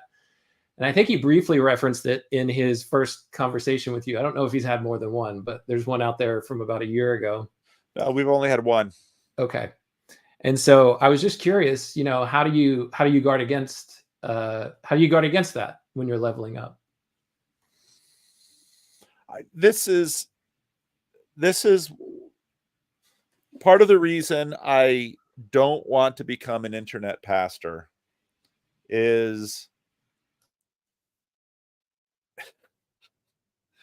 I am not a celeb. Not most of my life. I am not an internet celebrity. Freddie calls me 30 times a day. He doesn't have any shyness about it. People get upset with me. I am just, you wouldn't believe the shock on people's looks when the Rebel Wisdom guys came here to make a video of me. My congregation is like, what the heck is going on? Last night when I last night we spent a fair amount of my time when I said I want to do a conference. 3/4 of my council have never visited the estuary meeting that happens every week at their own church. And so I do once again try to explain something of estuary and something of this little corner again, because they have no real interest in coming to that thing that Paul does. The thing that my deacons are just happy about is that very wonderful people contribute money to the church because of this. They don't know why. So all of that keeps you very real. It just does. You begin to think a lot of yourself, and then you spend most of your time around people that you are just a normal person, and they have their criticisms, and there are things about you that really annoy them. And I am not a celebrity to any of these people. I am just me. And they have their long lists of complaints for me. That's why it's so funny when people on the internet are like, I'm going to leave a comment. I'm going to leave a nasty comment. Really? How does that really measure to people you share your life with who have loads of things that they disagree with you on and really don't like about you? And these are the people that can actually bring real pain into your life. Commenters on the internet. Might as well be an ant crawling on my skin. So that's how. Or just I guess don't lose yourself in these darn screens. People who try to attack you on the foundation of the Lord. Exactly. That man just threatened your life. Get in line. I've had many people threaten my life, but most of the threats of my life are, they're not coming in from some mysterious voice on the telephone. It's some homeless man that I've just moved his shopping cart. And it's in some ways it might be a credible threat, but we live with that all the time. So that's Thank you, Paul. Yep. I've said it before. I'll say it again. Chad, congratulations. I hand the mic to you. All right. Chad, the girl dad. Oh. Yeah, we found out today that we're going to have a girl, which is so exciting. Oh boy. I can't wait to see Chad, the dad, Yeah. with a cute little girl running around. Oh, Chad, she is going to steal your heart. I Boys and can't girls are wait. different. They're both great, but they're different. And that little girl That's is a just pretty bold take. oh, she is gonna steal his heart. Oh, Oh, Chad yeah. is the biggest softy around. He really is. Now, Yeah, yeah, but he like can be I an was asshole thinking about, sometimes. We all know that. He's let us know that plenty. But when it comes to it, right down to it, he loves people. And just look at how he talks about his wife. The yeah, big softy. I was thinking about I how think gracious all it assholes is. are actually softies. All is along. Let's go ahead, Chad. You're gonna have to talk a little louder. You're a little soft. Oh, it's this damn thing. Well, I was just thinking about how gracious God was with the girl thing because there we go. Is that better? That's better. Yeah, Yep. it is. I was thinking about how gracious the girl thing was because I am such a douche when it comes to like men. So I would imagine I would be like, I would be a lot more.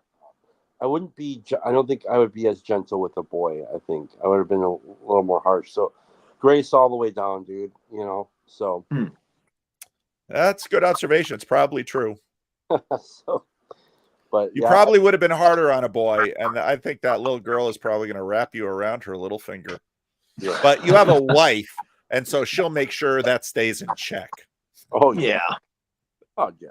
Shadow matriarchy all the way down, man. You better believe it. Whenever there's an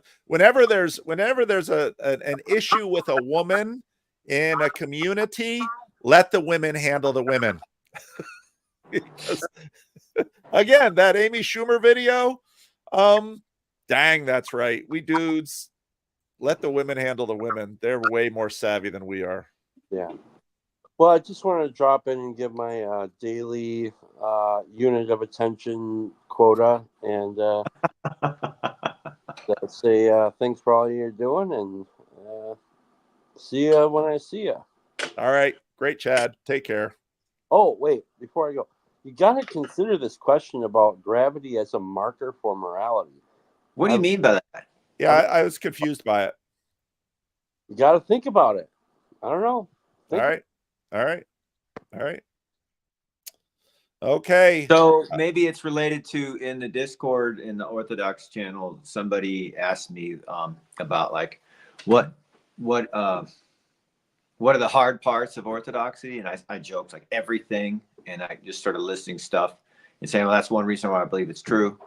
But anyway, what occurred to me was like this gravity thing. Maybe it's like having this weight. And maybe the Peterson thing would be it's the weight of this cross on you. Yeah, is that's what the morality or the weight of the world? Maybe that's what he means. That works. Or maybe it's not floating off into space. It's a little bit more moral. She's like, it's lunchtime. It's lunchtime. It's lunchtime. How much longer will you have the dog? I will have the dog another month. Another month, right? And then we turn her in. Yeah. So, are you hungry? Are you hungry? All right, Steve. Up. Oh, Clara, you have been making the rounds. It's like if there's a live stream, Clara's in it. You did a big conversation with he who cares not to be named.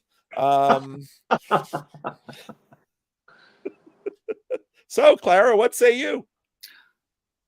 I want to know, what is your favorite flavor of ice cream? I'm not used to being stood up like that. Shut down.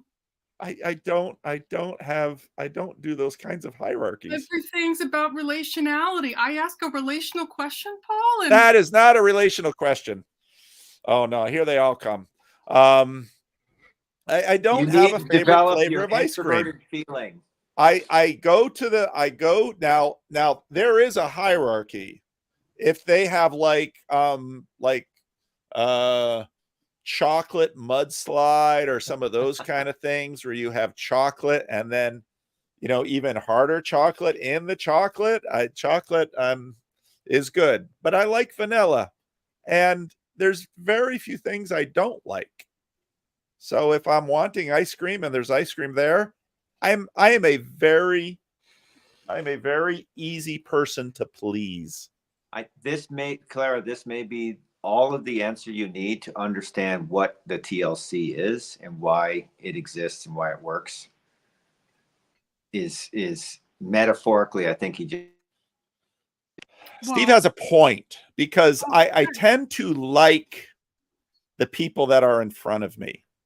And in the TLC, they come in very different shapes and sizes and flavors. And so when they are in front of me, I like them. And that even goes to characters that other people really don't like. And then it's like, ooh, you have this certain personality thing, and it ticks off a lot of people. What's with that? So I get interested in a lot of different things. So, yep. So maybe, Clara, I stand corrected. He even likes ice cream. He likes the least of these flavors. Getting biblical here. All right. I'm out. Thank you very much for this insight. There you go. You put that in the paper. Matt, what say you? Good to see you. Haven't seen you for a while. I see you on Twitter mostly. Hey, Michael. Hello. I don't think you've talked enough, Paul, about AI podcasting, because it's got everyone in Bridges of Meeting voice chat pretty rattled. Really? Yeah. Why are they rattled? Because you can't critique AI anymore by saying, "Oh, I can tell it's fake." Right. That's terrifying. You need some kind of propositional abstraction to even navigate it now. You can't just engage with it to tell whether or not it's valuable or real. Someone has to tell you it's AI. You have to have some sort of abstract knowledge just to know what you feel about it. It's no longer about aesthetics anymore. You should keep the dog balls about the Terminators. I think so. I mean, Laura keeps saying it's crap here. I think what it forces us to do is recognize rituals, liturgies, and cultures. And because what AI has to do, Peugeot is right. It's fun. It's foundationally parasitic. And it's, I mean, gosh, so many lines out of the Matrix and its sequels rings in my head when I try to think this through, because you recognize the machineness, because there's a quality the machine lacks. And we are so used to it. What it reveals is the plasticness of all of the pre-AI scripts. And so, it is, in some ways, it is we fear it is the death of the human, but it might be the death of the machine. Wow. That was kind of the point I wanted to make about it when I heard it, because, thinking about how you're saying it sounds so much like NPR. NPR is a thing where for decades people were learning this particular way to communicate. So they are, because it couldn't just be natural communication. So they had to basically restrict it to a certain amount of rules.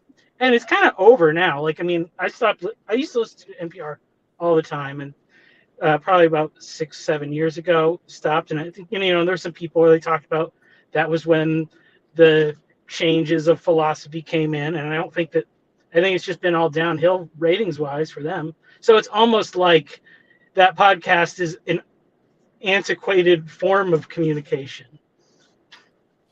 I think what it reveals, and it deeply impacts me in church, because churches are all about liturgies and rituals. And so what this, oh gosh, I was going to land the plane. Here we all come. Churches are deeply about liturgies and rituals, and we are so sensitive to this.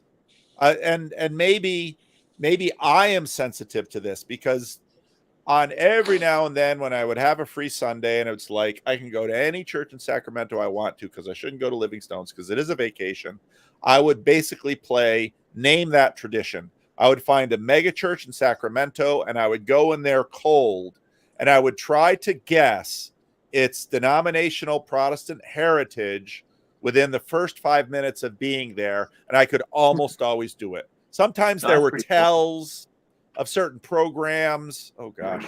Sometimes there were tells of certain programs. It's like, okay, Royal Rangers, Assemblies of God. But often like this vestigial cultural stuff. Exactly. And you look for the tells. And so now with AI, we're looking for the tells of the machine. But what the AI is finally, and this is where Peugeot is dead on. This is where, okay, Grim Grizz's question, I have been pushing Peugeot, Vervaeke, and Peterson to have a conversation about AI together because their 3 points are very different on this point. I think Peugeot is right that AI is finally sterile in a way that we are not. And so that it comes into our age of pornography and lots of other sterile sex is not incidental. So what do you mean? That should worry you, right? Doesn't that concern you? Sterility has never stopped humanity from embracing an action or a technology. We like sterility because it's one of the ways. Why does a couple who want to have a one-night stand not want to have a child from their intercourse? They want to control it. There's nothing more controllable than sterility. There's nothing more wild than fecundity. And this is why contraception was such a good idea, because we want to control the whole darn thing. And it goes all the way back to Genesis 3. I did have a good use case for it though, for you, Paul. Oh, there's lots of good use cases for it. This one's really good because it doesn't even matter if it makes mistakes. So you have a second channel because they're short, and this is going to be PVK for spouses, and then the spouse can correct whatever mistakes the AI does. Oh gosh, you gave me such an idea. So first of all, the reason I got on is because I saw Matt and I wanted to say hi to Matt. And Laura got on too, so that's awesome. and I got to say, it's just like I don't really see any cause for alarm here. For what I heard was, I think the thing I said in the comments is like we should. I mean, so AI can imitate plastic people, like so. Like, if AI comes up with something that successfully imitates Grim Grizz, then get back to me. Then maybe we should be alarmed. But I don't think that's going to happen, right? So I think it's a pretty low bar of like things that are very formulaic and very overproduced and in a particular style, AI can replicate. But nothing that has any real personality or individuality or spirit in it at all can be reproduced by AI still. So 10 years. And also, I just one last thing is like, and if anyone really wants to like have all their AI paranoia relieved, just read David Bentley Hart's new book on consciousness. It's amazing. It will make you relax about AI. Yeah, what Nate just said is basically what I would say as well. And I had in my former career a lot of experience of doing certain kinds of copywriting, where the job I was doing was very similar to what ChatGPT now does, right? You've just read a lot of a certain kind of texts, and then you have an idea of what words and phrases show up repeatedly in these texts, and you just string them together, and you make a thing that sounds like, advertising for a grocery store or whatever. It doesn't really matter if you can automate that, frankly, because it was already kind of automated. You know what I mean? Yeah. It was automated by humans, and now it's automated by machines. Yeah. That's precisely right. But what did Paul mention just a minute ago?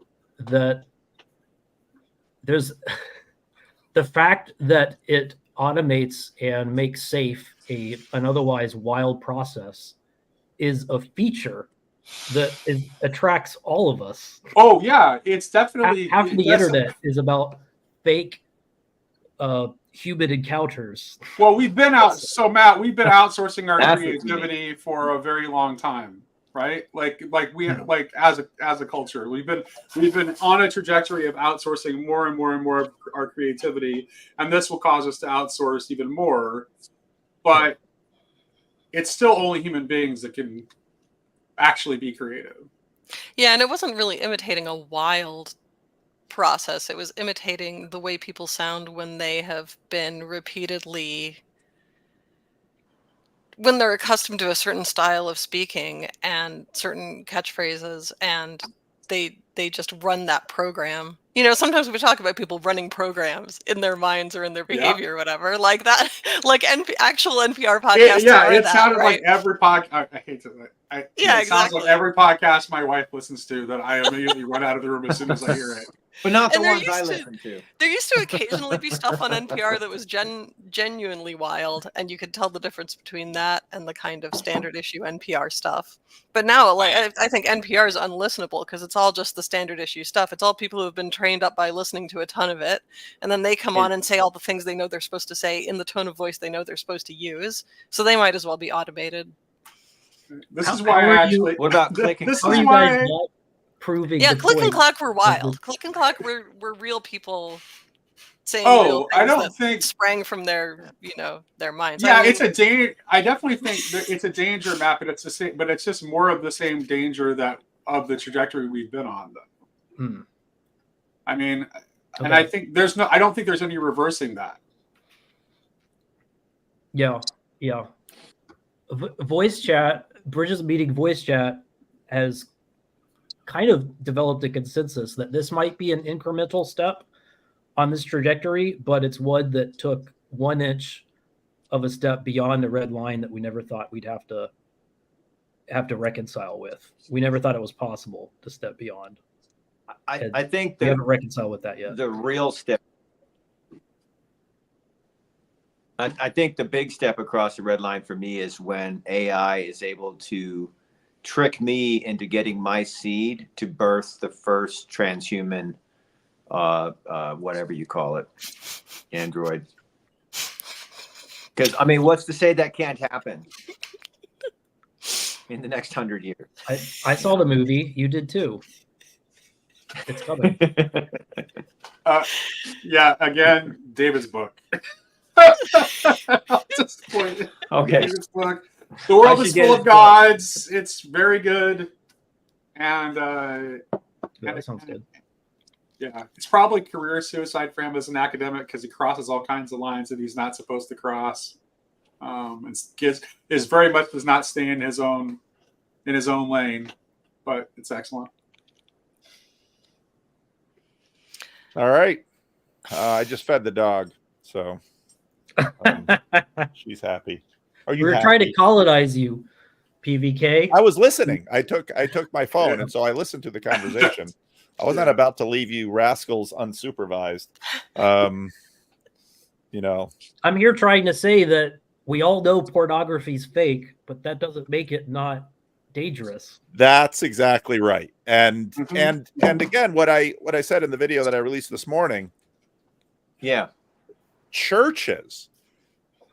I mean, there's a machine-like nature to how most of us define church. So I had all of these layers of church evolution when I was working with church planters. So like I got here and the seeker stuff was in vogue. And so you have all of the liturgies of seeker church. You have the big sound, you have the worship leader, you have the lighting, you have the pastor who's preaching on wisdom, you have, and then even back to the pure days when you had the Sunday seeker service and the Wednesday night member service. And then we had the evolution. So that was the Granite Springs layer. Then we had the River Rock layer. They're going to plant a cell church. And that was very estuary, where you you were supposed to have all of these. You started out with all these little groups and the multiplication of groups. And so the church planters came in and they founded the groups and they were multiplying the groups. But what they faced was the revolt of everyone in the groups, that everyone in the groups was like, now we've been doing these groups for like a year or two. When is church going to start? And they were just like, huh. And they lost. They had to concede to their own people. So then they started the big Sunday event format with the music and the sermon, and everybody was happy, and the group slowly withered. And they always were in their DNA very much a formational church. They had a lot of very intentional Christian formation stuff that they did. But and that's the programming. And that's why I say I don't know that this is the death of humans. I think this is the death of the machine. But there are a lot of machines around us that will die as a result of this. And I think you're exactly right, Laura. I remember when I was working, so when I was doing board work for Christian Home Missions, or especially when I was doing work in the Dominican Republic after seminary, I'm looking around, I'm watching what's going on in the field, and it's like, ooh, I have an idea for something. And so I learned mission speak. And then when I was on the board of Home Missions, I noticed that all of the stuff that everyone is reading uses all of this same language. And they have all of these words that when everybody says, they all go like this, because this is the word to use. And then if you pause and say, what does that word really mean? No, really. What does that word mean? And how does that word play out? Well, now I'm just being a jerk. So I'm a jerk in my mind a lot. Well, yeah, like that. We all are, but Yeah. especially in this corner, because all of these low in agreeableness, high in openness people we have running around. Exactly. But no, you're exactly right. And so what this does is, so much of modernity is just going to get overplayed because it's going to be played by a machine. And what we do is then we break those machines. We'd look at the Protestant Reformation. We have no shortage of high agreeableness, high openness people, by the way. I'm 95% in both. So really? And I'm not the only one. Yeah. I'm pretty high in agreeableness. That's why I hate being on YouTube. So you're disagreeing with my statement, displaying how high in agreeableness you are. Let's see how nicely I did it, though. Mine is all politeness and no compassion, which is 3%. I feel having like watched your channel, Michael, I completely understand. That is true. All polite and no compassion. Mark, your nemesis, Mark Parker, is all compassion. He's not my He nemesis. and Mark Parker are both going to be sitting in my sister's living room. Oh, that's great. Mark and I had a long phone call the other day, so it's yeah, it's all good. So, Kale Zeldin, Kale, have you sent my sister anything? She said, Kale Zeldin's the only one who hasn't contacted me, so contact my sister.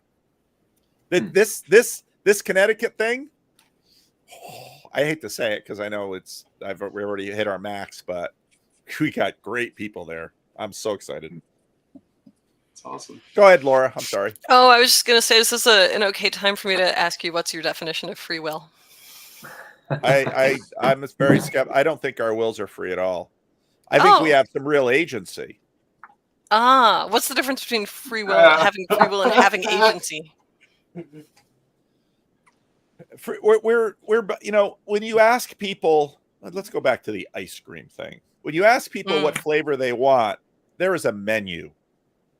That free is like, no, we have menus, and those menus have been formed. Now, I believe we're making choices. I think we are making choices, and those choices are real. But we all pick from menus. Life is also, like I would agree that we're really making choices. But part of the problem for me is that we don't really know why we're making the choices we're making. True. And we don't know what's influencing us to make those choices. It's a lot of things that we can't control. That's why I'm a little suspicious of free will talk. It all depends on what you mean by the word free. Yeah. Are we unfettered? No. Well, Can we move the chains? Yes. I think it's the problem with the formulation of free will is the will part of the equation. That's a problem too. So Yeah. like it's like is the will where we want to put the locus of freedom. But if you're not free in some sense ontologically, then you just don't exist at all. You're just the extension of the existence of something else. So you have to be free. Now I've got someone in the backstage that says guy from T-Grogs ... and there's no picture. And I will just let you say, if there is not a face in that little square, it ain't coming on the screen. I will tell you that. And we all know why. Ah, there's a face.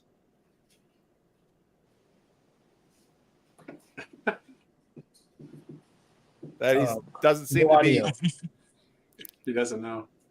He's talking to a coworker or something. I'd put it, but sometimes when they're not paying attention, it's a video. So Yeah. Well, That's there's always little squares, but also, So he's got all the fame he needs. So get these dummies out of here. They don't even know what they don't even know what words they're using. Get them out of here. Such a tease. Such a tease. Yeah. All right, Alan, you have said nothing. And I even used you in branding. Hello, sweetheart. You are this is the world's perfect dog. She really is. She is the perfect dog. You are. Where's the dog going? The dog is going into professional training next.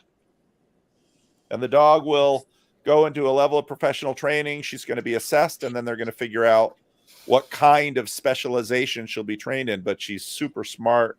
She's super good. This is an amazing dog. I mean, and I take her to the dog training classes. And last week, the breeder who bred her was there with another dog. The dog was actually her half sister. And I took the leash on that dog, and it's like, that dog cannot do anything like this dog can do. This dog is a superstar. Okay. So anyway, maybe I'm biased. So Alan, I'm sorry. Yeah, I just wanted to tag along on the AI the AI discussion, or like your point about machines. And I think that the gift that's being given to us is that mapped territory is becoming less and less useful. Like someone spending their whole lives memorizing the accounting code of the United States. I mean, that what makes me laugh is someone who does that, probably even a fraction of the accounting code, even a fraction of a fraction, could be charging $1 million a year, $10 million a year. Someone who knows a fraction of the legal code is charging $5 million a year, whatever their hourly, So, but that's just a set of propositions, sort of what you were talking about with Chris Green, of just like, oh, okay, it's just a bunch of if-then statements. And right now we're in Ecclesiastes, and it's sort of, to me, like the utter like destruction of if-then statements of like, all this stuff I've done, all these like ways in which I've become wealthy, like that's not worth it. So, or like that's have all the smoke, vanity, whatever word. And so I just think that we get confused all the time because we see the markers of wealth and the markers of, oh, so that must be worth our time. But it's not. It's just someone who's been really good at memorizing if-then statements. So once we have the ultimate if-then statement machine in AI, then it's like, well, then if-then statements, it costs whatever it costs to run an LM, So just in the same way, you're saying that we're all going to be playing violin, sitting at our garden oases while the robots do all the boring work for us. When has that ever been the case? No. I'm not saying that. I'm saying like, I'm saying, I mean, it could be whatever. There's so many directions it could go in, but you're jumping to the end goal. But I'm saying like once we remove that pillar of I can just memorize a bunch of if then statements and that makes me important and good. Like once we remove that pillar, it opens up a larger conversation that we haven't been able to have because creativity, oh, that's just people who mess around with art. That's just, oh, you must be so creative to do comedy. And it's like, no, it's that I want to look at the world in a new way. Well, I don't have to because I can just memorize these if-then statements and then make a paycheck and be rich, and then I'm so rich that women want to date me. So I never have to go back to the creativity. But once you remove the pillar of you're going to get paid to memorize if-then statements, I'm not saying, oh, we're going to live in paradise or we're going to live in hell. I'm just saying like it opens up the gift is that it removes the draw of just being an if-then statement memorizer. And that is a pillar that we have leaned on for a long time for good or for ill. But what's interesting is like you can't just say, "Oh, well, I'm not going to think about, these other questions because I'm just going to have a huge salary because I'm an if-then statement memorizer." Like you're going to have to make decisions and you're going to have to think about what to care about and what to like you're going to have to frame the meta of your life of, what do I think about?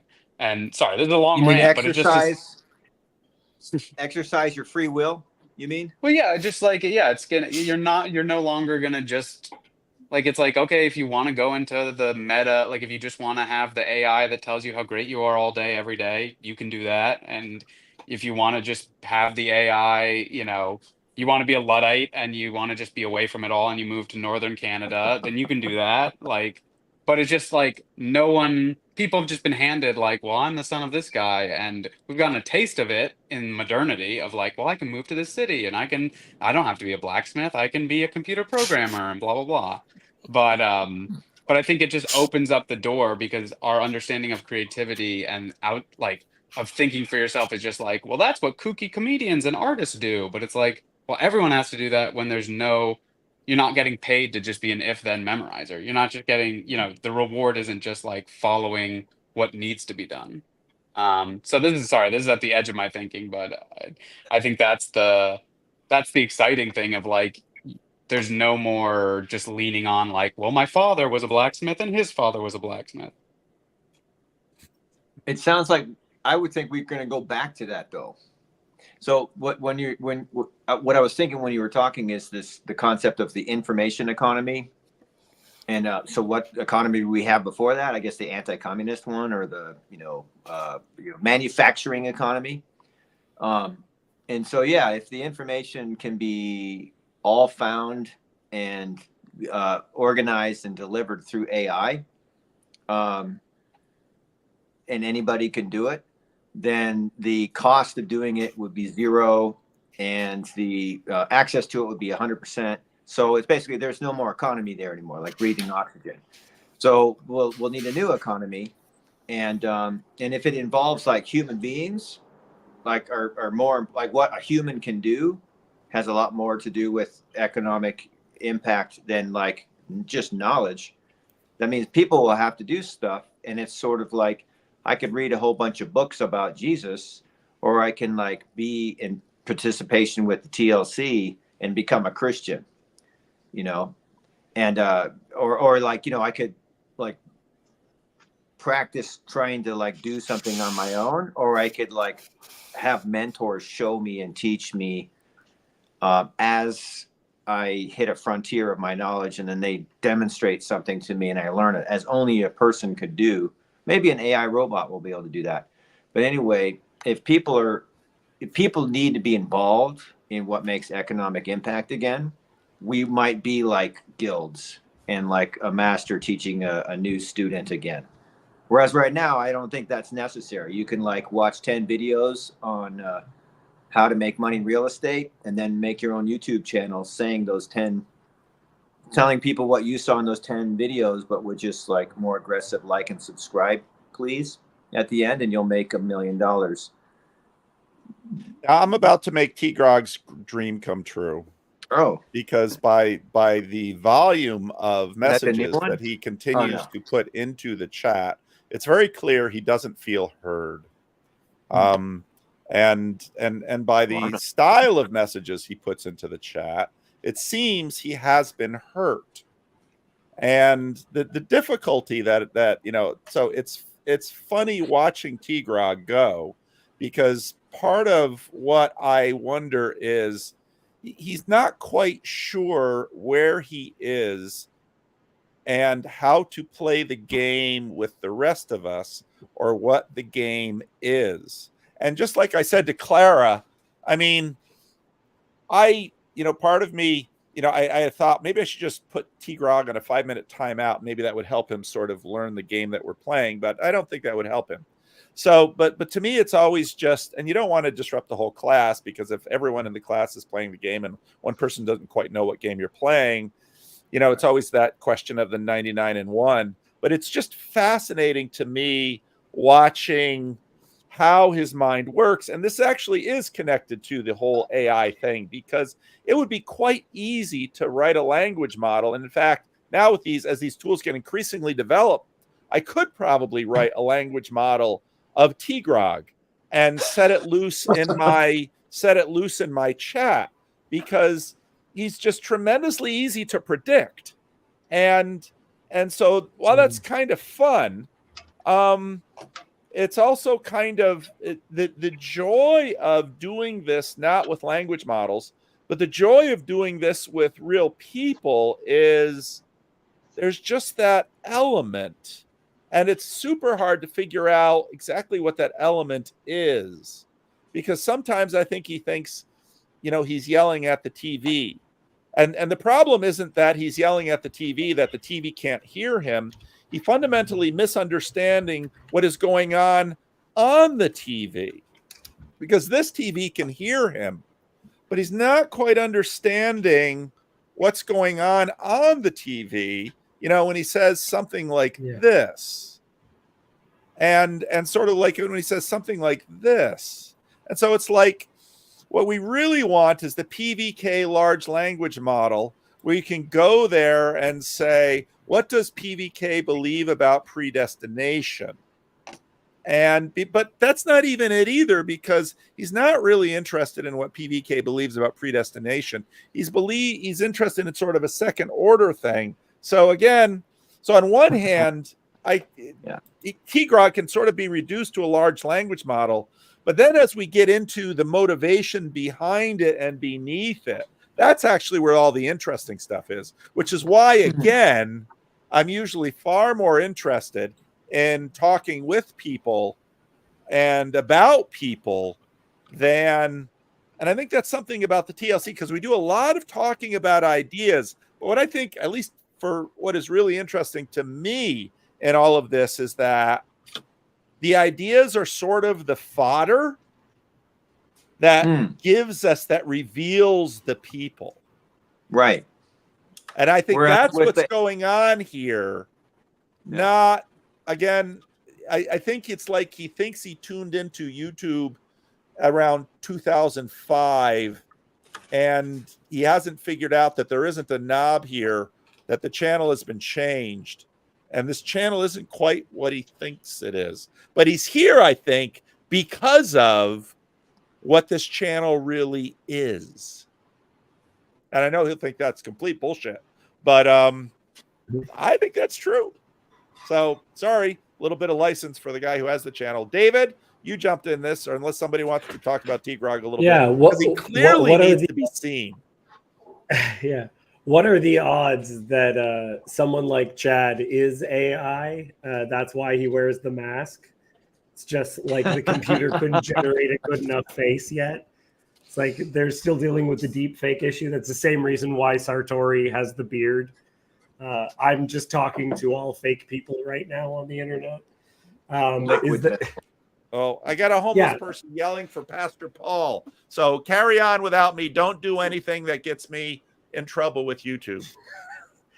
Yeah. So what could we actually be invaded by an AI, and what would that look like? Would that be bad? Would that be good? I think it looks like this. I did have different. I did have a conversation with someone who sounds suspiciously like Chad, but his name is not Chad the alcoholic. But he's a guy that was in a 12-step program and works in tile full time in the Midwest. But he doesn't have a mask, so it's not. So, but that, I mean, the similarity means that could be two versions of the same AI running. So, Chaz, it's A/B testing. yeah, You know, that see which one gets guy, more that views of guy's the name. Honda 4-wheel drive car ad. His moniker was Transformed Tile Setter. If anybody's interested in finding that one, I bet you that is AI. Or a demon. I mean, I haven't heard that word invoked all day. I'm surprised. I like the idea of a very specific tile-based demon. well, he actually had the same story about listening to the demons being cast out of the guy, and that's how he, was transformed. So a remarkably similar guy, but not maybe Chad is like getting better masks. And it's like him. Well, did he hide his face? No, it is him. He didn't want. Oh. I asked him if he would be willing to not hide his face, and so he hid his identity instead. So I think everybody else got that, but I think Where I'm did the this only happen? one who was taking it's this on serious. It's on my second channel, Tectonic School. Oh, nice. So you actually interviewed this guy. You had a live stream with him? Yeah, well, it was recorded and then I posted it. Yeah. Right on. So speaking about like running programs or this or that, or so I've been to meetings for 25 years. I actually took quite a few years away from them, but I've heard the same thing multiple times. So what you're saying is like super plausible. Because also, like, if you're in a fellowship and you need work, and there's a guy who has a trade, he can put you to work, and then you become like him, and you sound like him because he's the one talking to you all the time. And then you go into meetings, and they have their jargon and their story structure, and so it gets very repetitive. So the fact that there might be two, like a Chad and a Chaz version 2, is very possible. But I didn't realize you were being facetious the whole time, which shows how clueless I can be too. All right, Even Guy from T-Grog's Estuary. Yeah. Okay, so is the mic working now? It is. Okay. Well, I saw that T-Grog was on one of these channels a couple months back, and he said that there was a Catholic, a Baptist, and a guy that didn't believe in the resurrection, right? So we actually have one guy that's a Catholic, an Episcopalian with a strange view of the resurrection, and I'm not a Baptist. So the word I was given by the leader of that estuary told he was not very happy with T-Grog's characterization, or rather mischaracterization of just about everything. But again, the way he yells at this TV, you got to kind of consider what kind of witness he's going to be to what he's seeing. Yeah, because I thought I had a great time with him when he was there. Right? Oh, He yeah, seemed he's a very lovely thoughtful. person. So I thought it was really strange. But the thing that perplexes me with T-Grog is that even people who speak in a language he should be able to understand, like Jordan Peterson, who speaks in to someone who is oriented toward propositions and left-brain thinking, and like he shouldn't be hard to follow. He dismisses them as a quote. He calls basically anybody who says something he doesn't like, even when it's perfectly comprehensible to his mode of thinking, an English teacher. And it's like, oh, you're not a real scientist because you're saying something that doesn't agree with my particular view of materialist science, and just dismisses it. So he refuses to be to allow any argument that involves language convince him at all, one way or the other. So I think that's how called much of an empiricist he is. You So don't I don't know really what there is to. So at first I thought like, well, maybe I'll just try to play a game that I don't like, because I'm perfectly capable of sounding more propositional than I often do. I just choose not to because I don't like that communication style. But that's not going to work. I can tell that's not going to work because I see him criticizing people who are talking at in a way that he is used to hearing people talk, and he still rejects them. So it's just like, I think you got to the point, like there's pain behind, like whatever is driving this, there's pain behind it. And he's clearly very not, and there's pain involving his experience in the church, for sure, because he's clearly very knowledgeable about the scriptures. He understands Christian doctrine very well, from at least within at least a particular portion of the tradition. Yeah, it's just like I feel bad for him. I really do, because he's obviously a hurting person. Yeah. Do you mind if I just to get to this issue of like AI and automation and freedom really quick? Do you mind if I share just like a really brief quote? No, go ahead. Okay, it's this. I think this is illustrative. So here it is. The Sermon on the Mount is the teaching of doing and the triumph over functioning. Love your enemies, do good to those who hate you, bless those who curse you, and pray for those who persecute you, so that you may be sons of your Father who is in heaven. Is this not a teaching which aims at the liberation of the machine, i.e., of all functioning, and which is a school for the miraculous? Because to bless those who curse you is a miracle from the point of view of the normal and natural functioning of the reactions of the human machine. This does not just happen. It is done. It is created. And I repeat, one only does miracles. And all that is done is a miracle. And nothing is done without it being a miracle. All that which is not a miracle is not really done. It happens as part of automatic functioning. It is only through the miracle that true being expresses itself that the creative word is revealed. Wow. So, what's that from? Meditations on the Tarot. It's sitting right there on my shelf. I've got the spine out now, and I've had nobody come in my room and say, yeah, don't let the title. It's a deeply Christian book. Don't let the title fool you. T-Grog, you're not a problem child. It's just the easy thing to do with you when you get annoying would simply be to ban you. But that's not what we like to do here. So we'd like to talk to you to understand you. And so we're trying to understand you. Now if you play the I'll leave game, that's another game that people play. And it's not a great game. I mean, you can play it if you want to. That's fine. Nobody's going to ban you. You're going to annoy people, and other people are just not going to want to talk to you. But I mean, the whole point of all of this stuff is relationality. And you have come on live streams, and and it's also the fact that people are different in our Hollywood squares than we are in real life, than we are in text. And we're also playing with those different modalities too.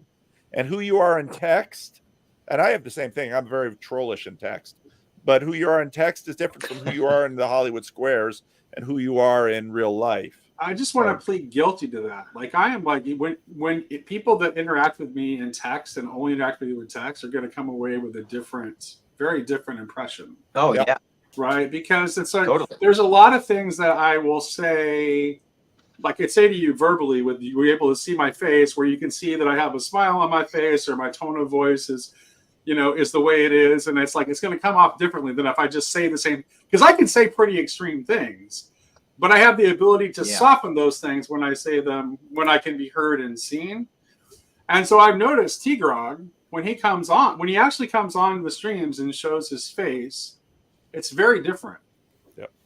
It's very different. And so I've been trying to push him to come on more. Yeah. Well, the most productive question that I asked when I get to talk to him that helped me learn about him was, what are your favorite movies? And they all were depressing. So I mean, that kind of yeah. And this also sort of shows some of the limitation of the the magic we do in this corner, in that T-Grog has been in for a number of Rando's conversations, but it hasn't. I mean, it sort of filled him out for us, and so we understand. I mean, he had a wonderful marriage and he lost his wife, and I think we can all connect with that, and I think that gives us more mercy and patience with him, but it doesn't necessarily impact how he is. And that's a really good pastoral lesson too, that you learn as a pastor. It's that for as much as you pour into some people for their transformation, that's not machine work.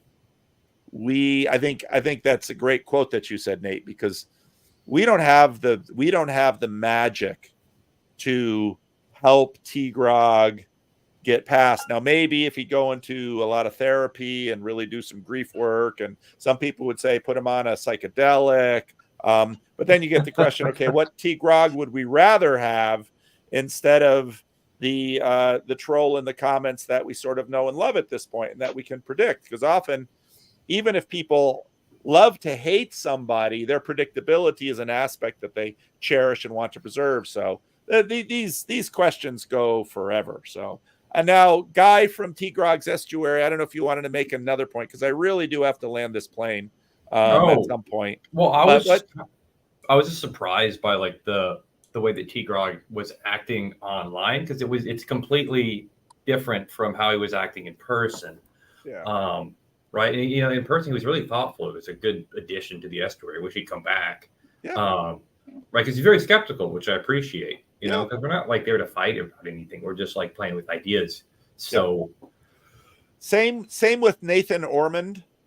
Mhm. Same thing with him when he came to Estuary when Doc and I were in the UK. It was perfectly lovely in Estuary.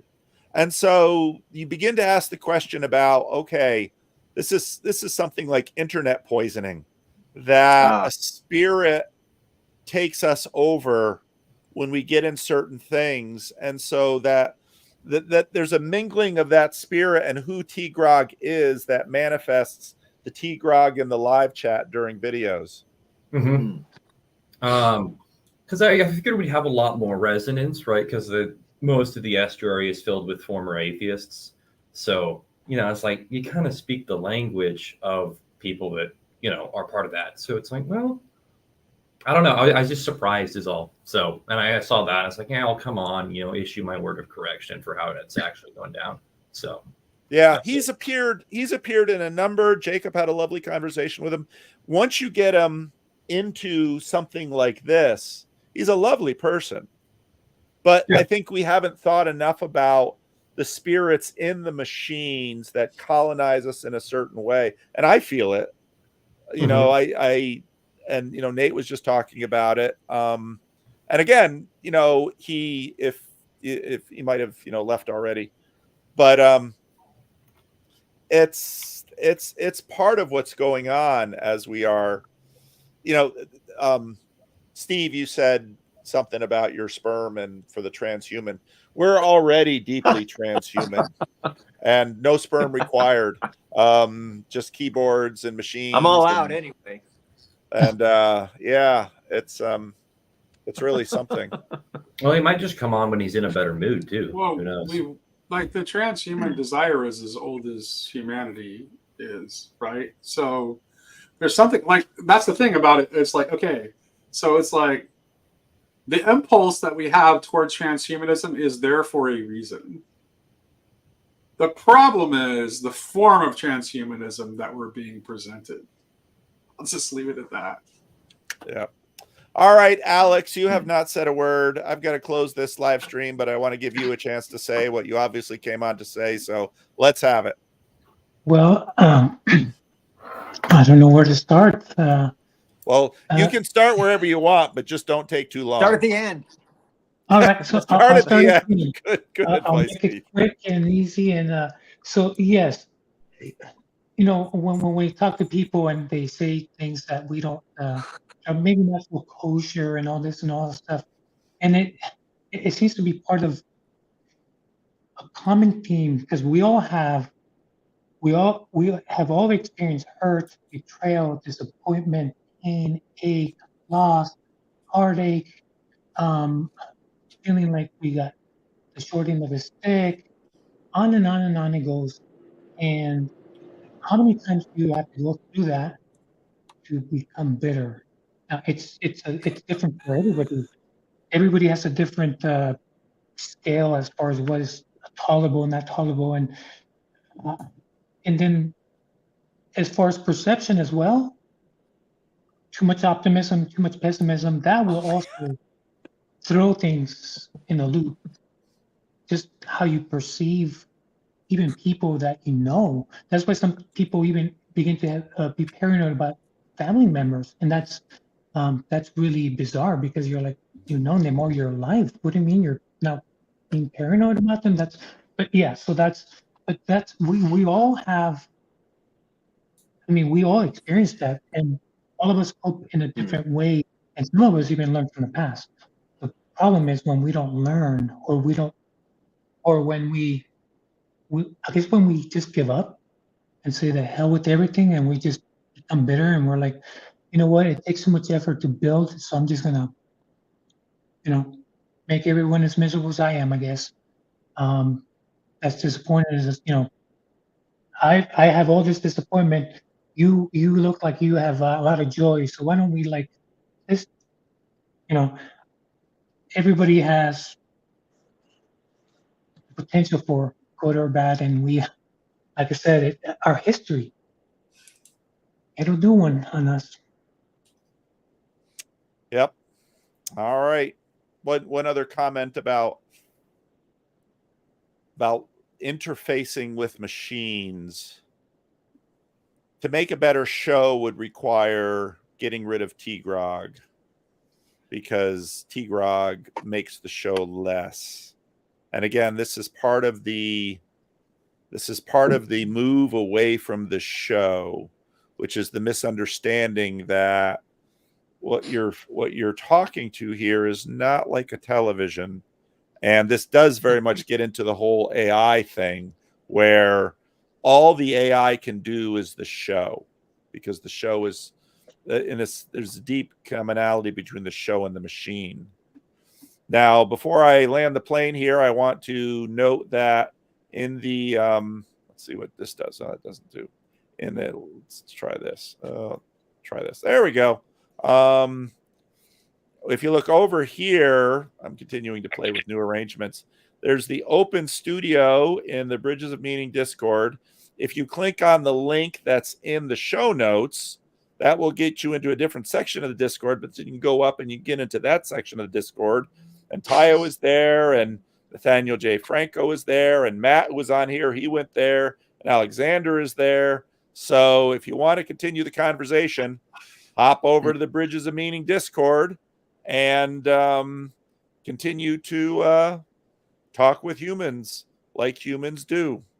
So thank you all for joining me. And I hope you have I'll say a very machine thing. I hope you have a great day. Let's find some branding. What shall we play? Psalms. Psalms? That long one? You like Psalm 1? Play the new song. Play Fleba's song.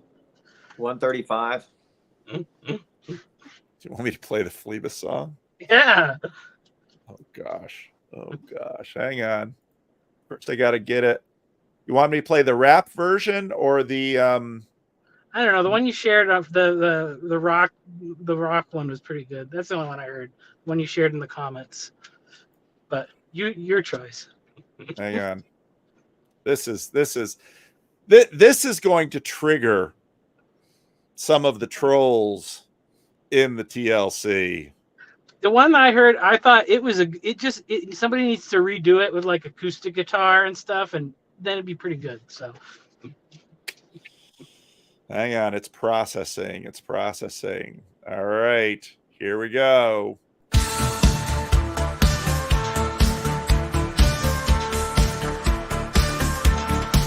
He's towering hands to listen to your tale.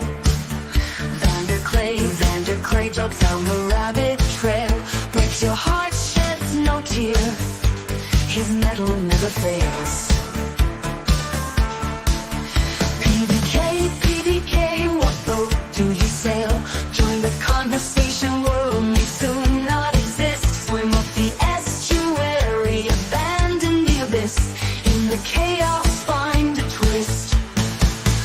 When the portal opens to a place unreal, from the till he begs to visit powers to heal.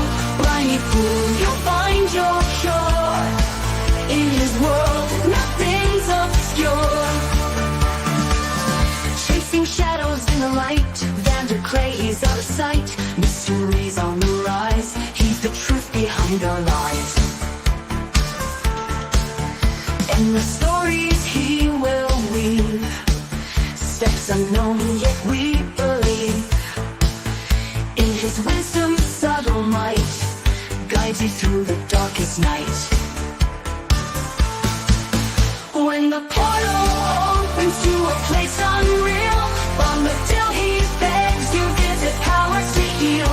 Blindly fool, you'll find your cure. In his world, nothing's obscure.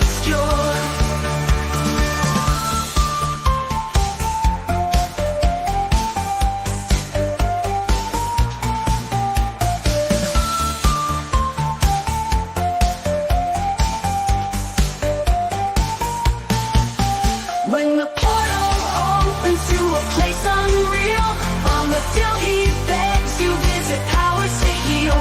Blindly fool, you'll find your cure. In his world, nothing's obscure.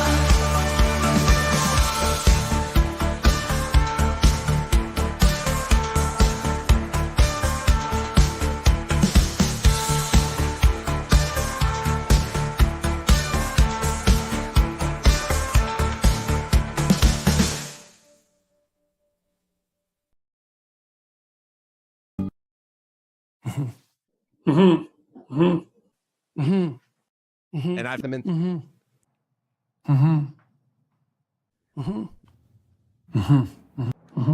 Better off. Yeah. And that and she'd fall and fun and joking relationship. It's not like it's always serious, but yes. China. Body parts.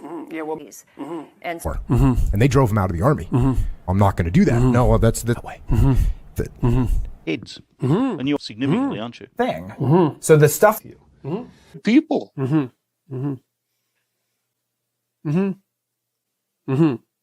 That I make. Right. Speak. Guess it's a similar thing. Yeah. Left hemisphere, which is like a hated the master, and it was the right hemisphere.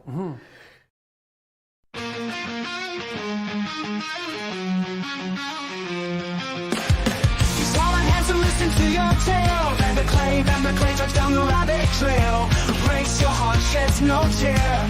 His metal never fails. PBK, we're both detailed. Join the conversation, world may soon not exist. Swim up the estuary, abandon the abyss. In the chaos, find the twist.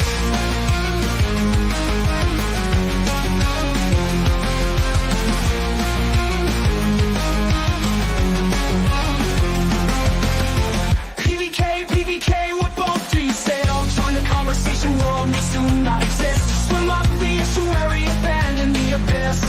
In the chaos, find the twist. When the portal opens to a place unreal, from the till he begs you visit powers to heal. People, you'll find your cure. In his world, nothing's obscure.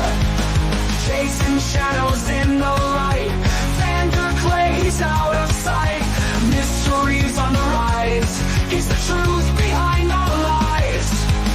Endless stories he will weave. Steps unknown, yet we believe. In his wisdom, subtle might guides you through the darkest night.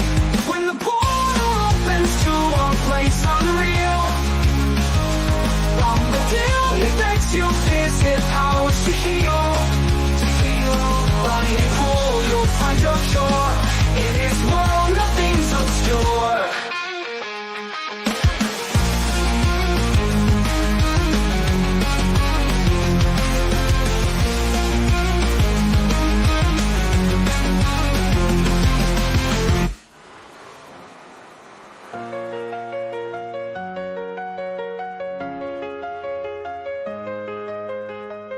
And the stories he we believe. In his wisdom, subtle might guides you through the darkest night.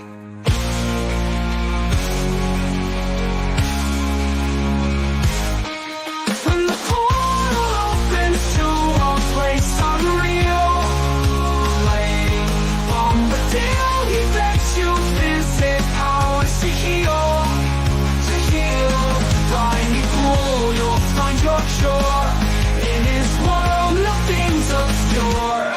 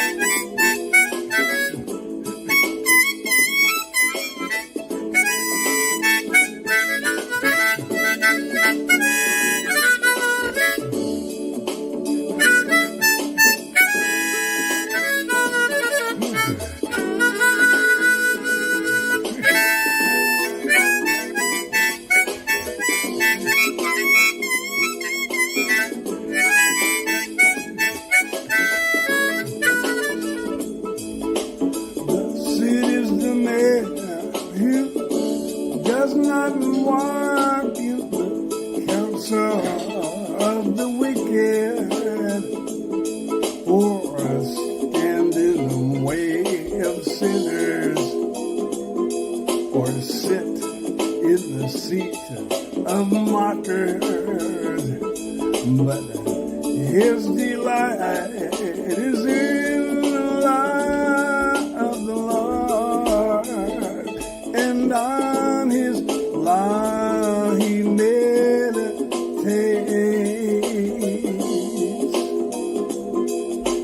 day and night.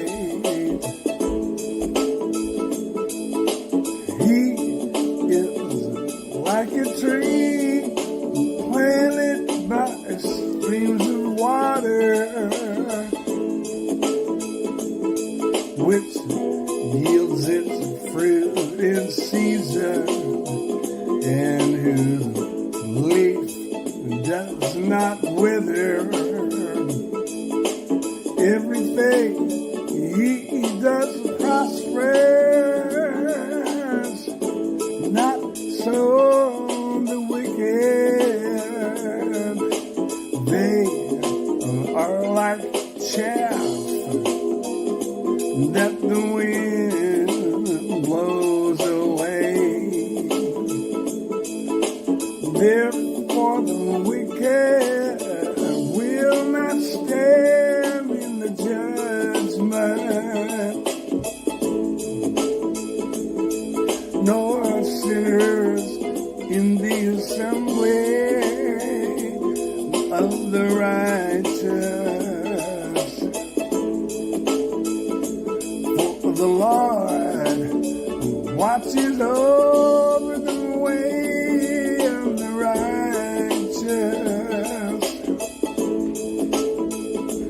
but the way of the wicked shall perish.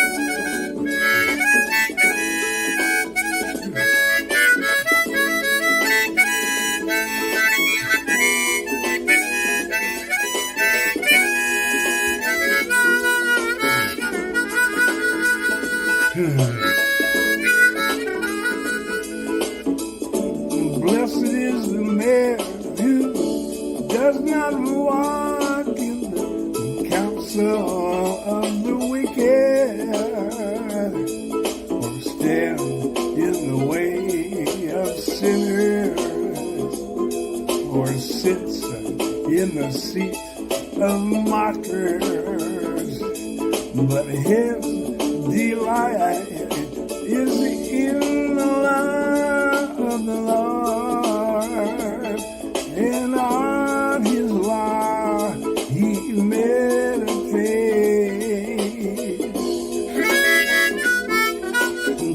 day and night.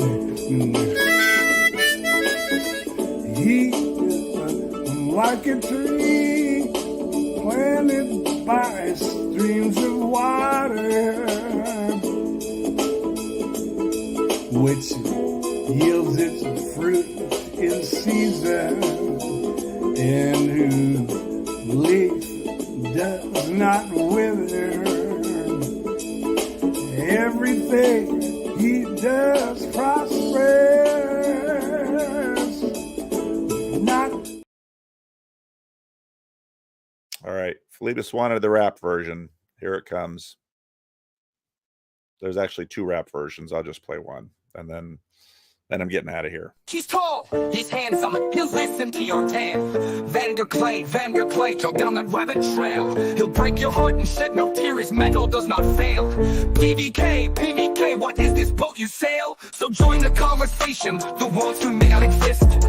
Swim up the estuary, abandon the abyss. And when that portal opens to a place that isn't real, our bombardier will beg you visit the brackish pool of powers to heal. So join the conversation, the world soon may not exist. Swim up the estuary, abandon the abyss. And when that portal opens to a place that isn't real, our bombardier will beg you visit the brackish pool with powers to heal.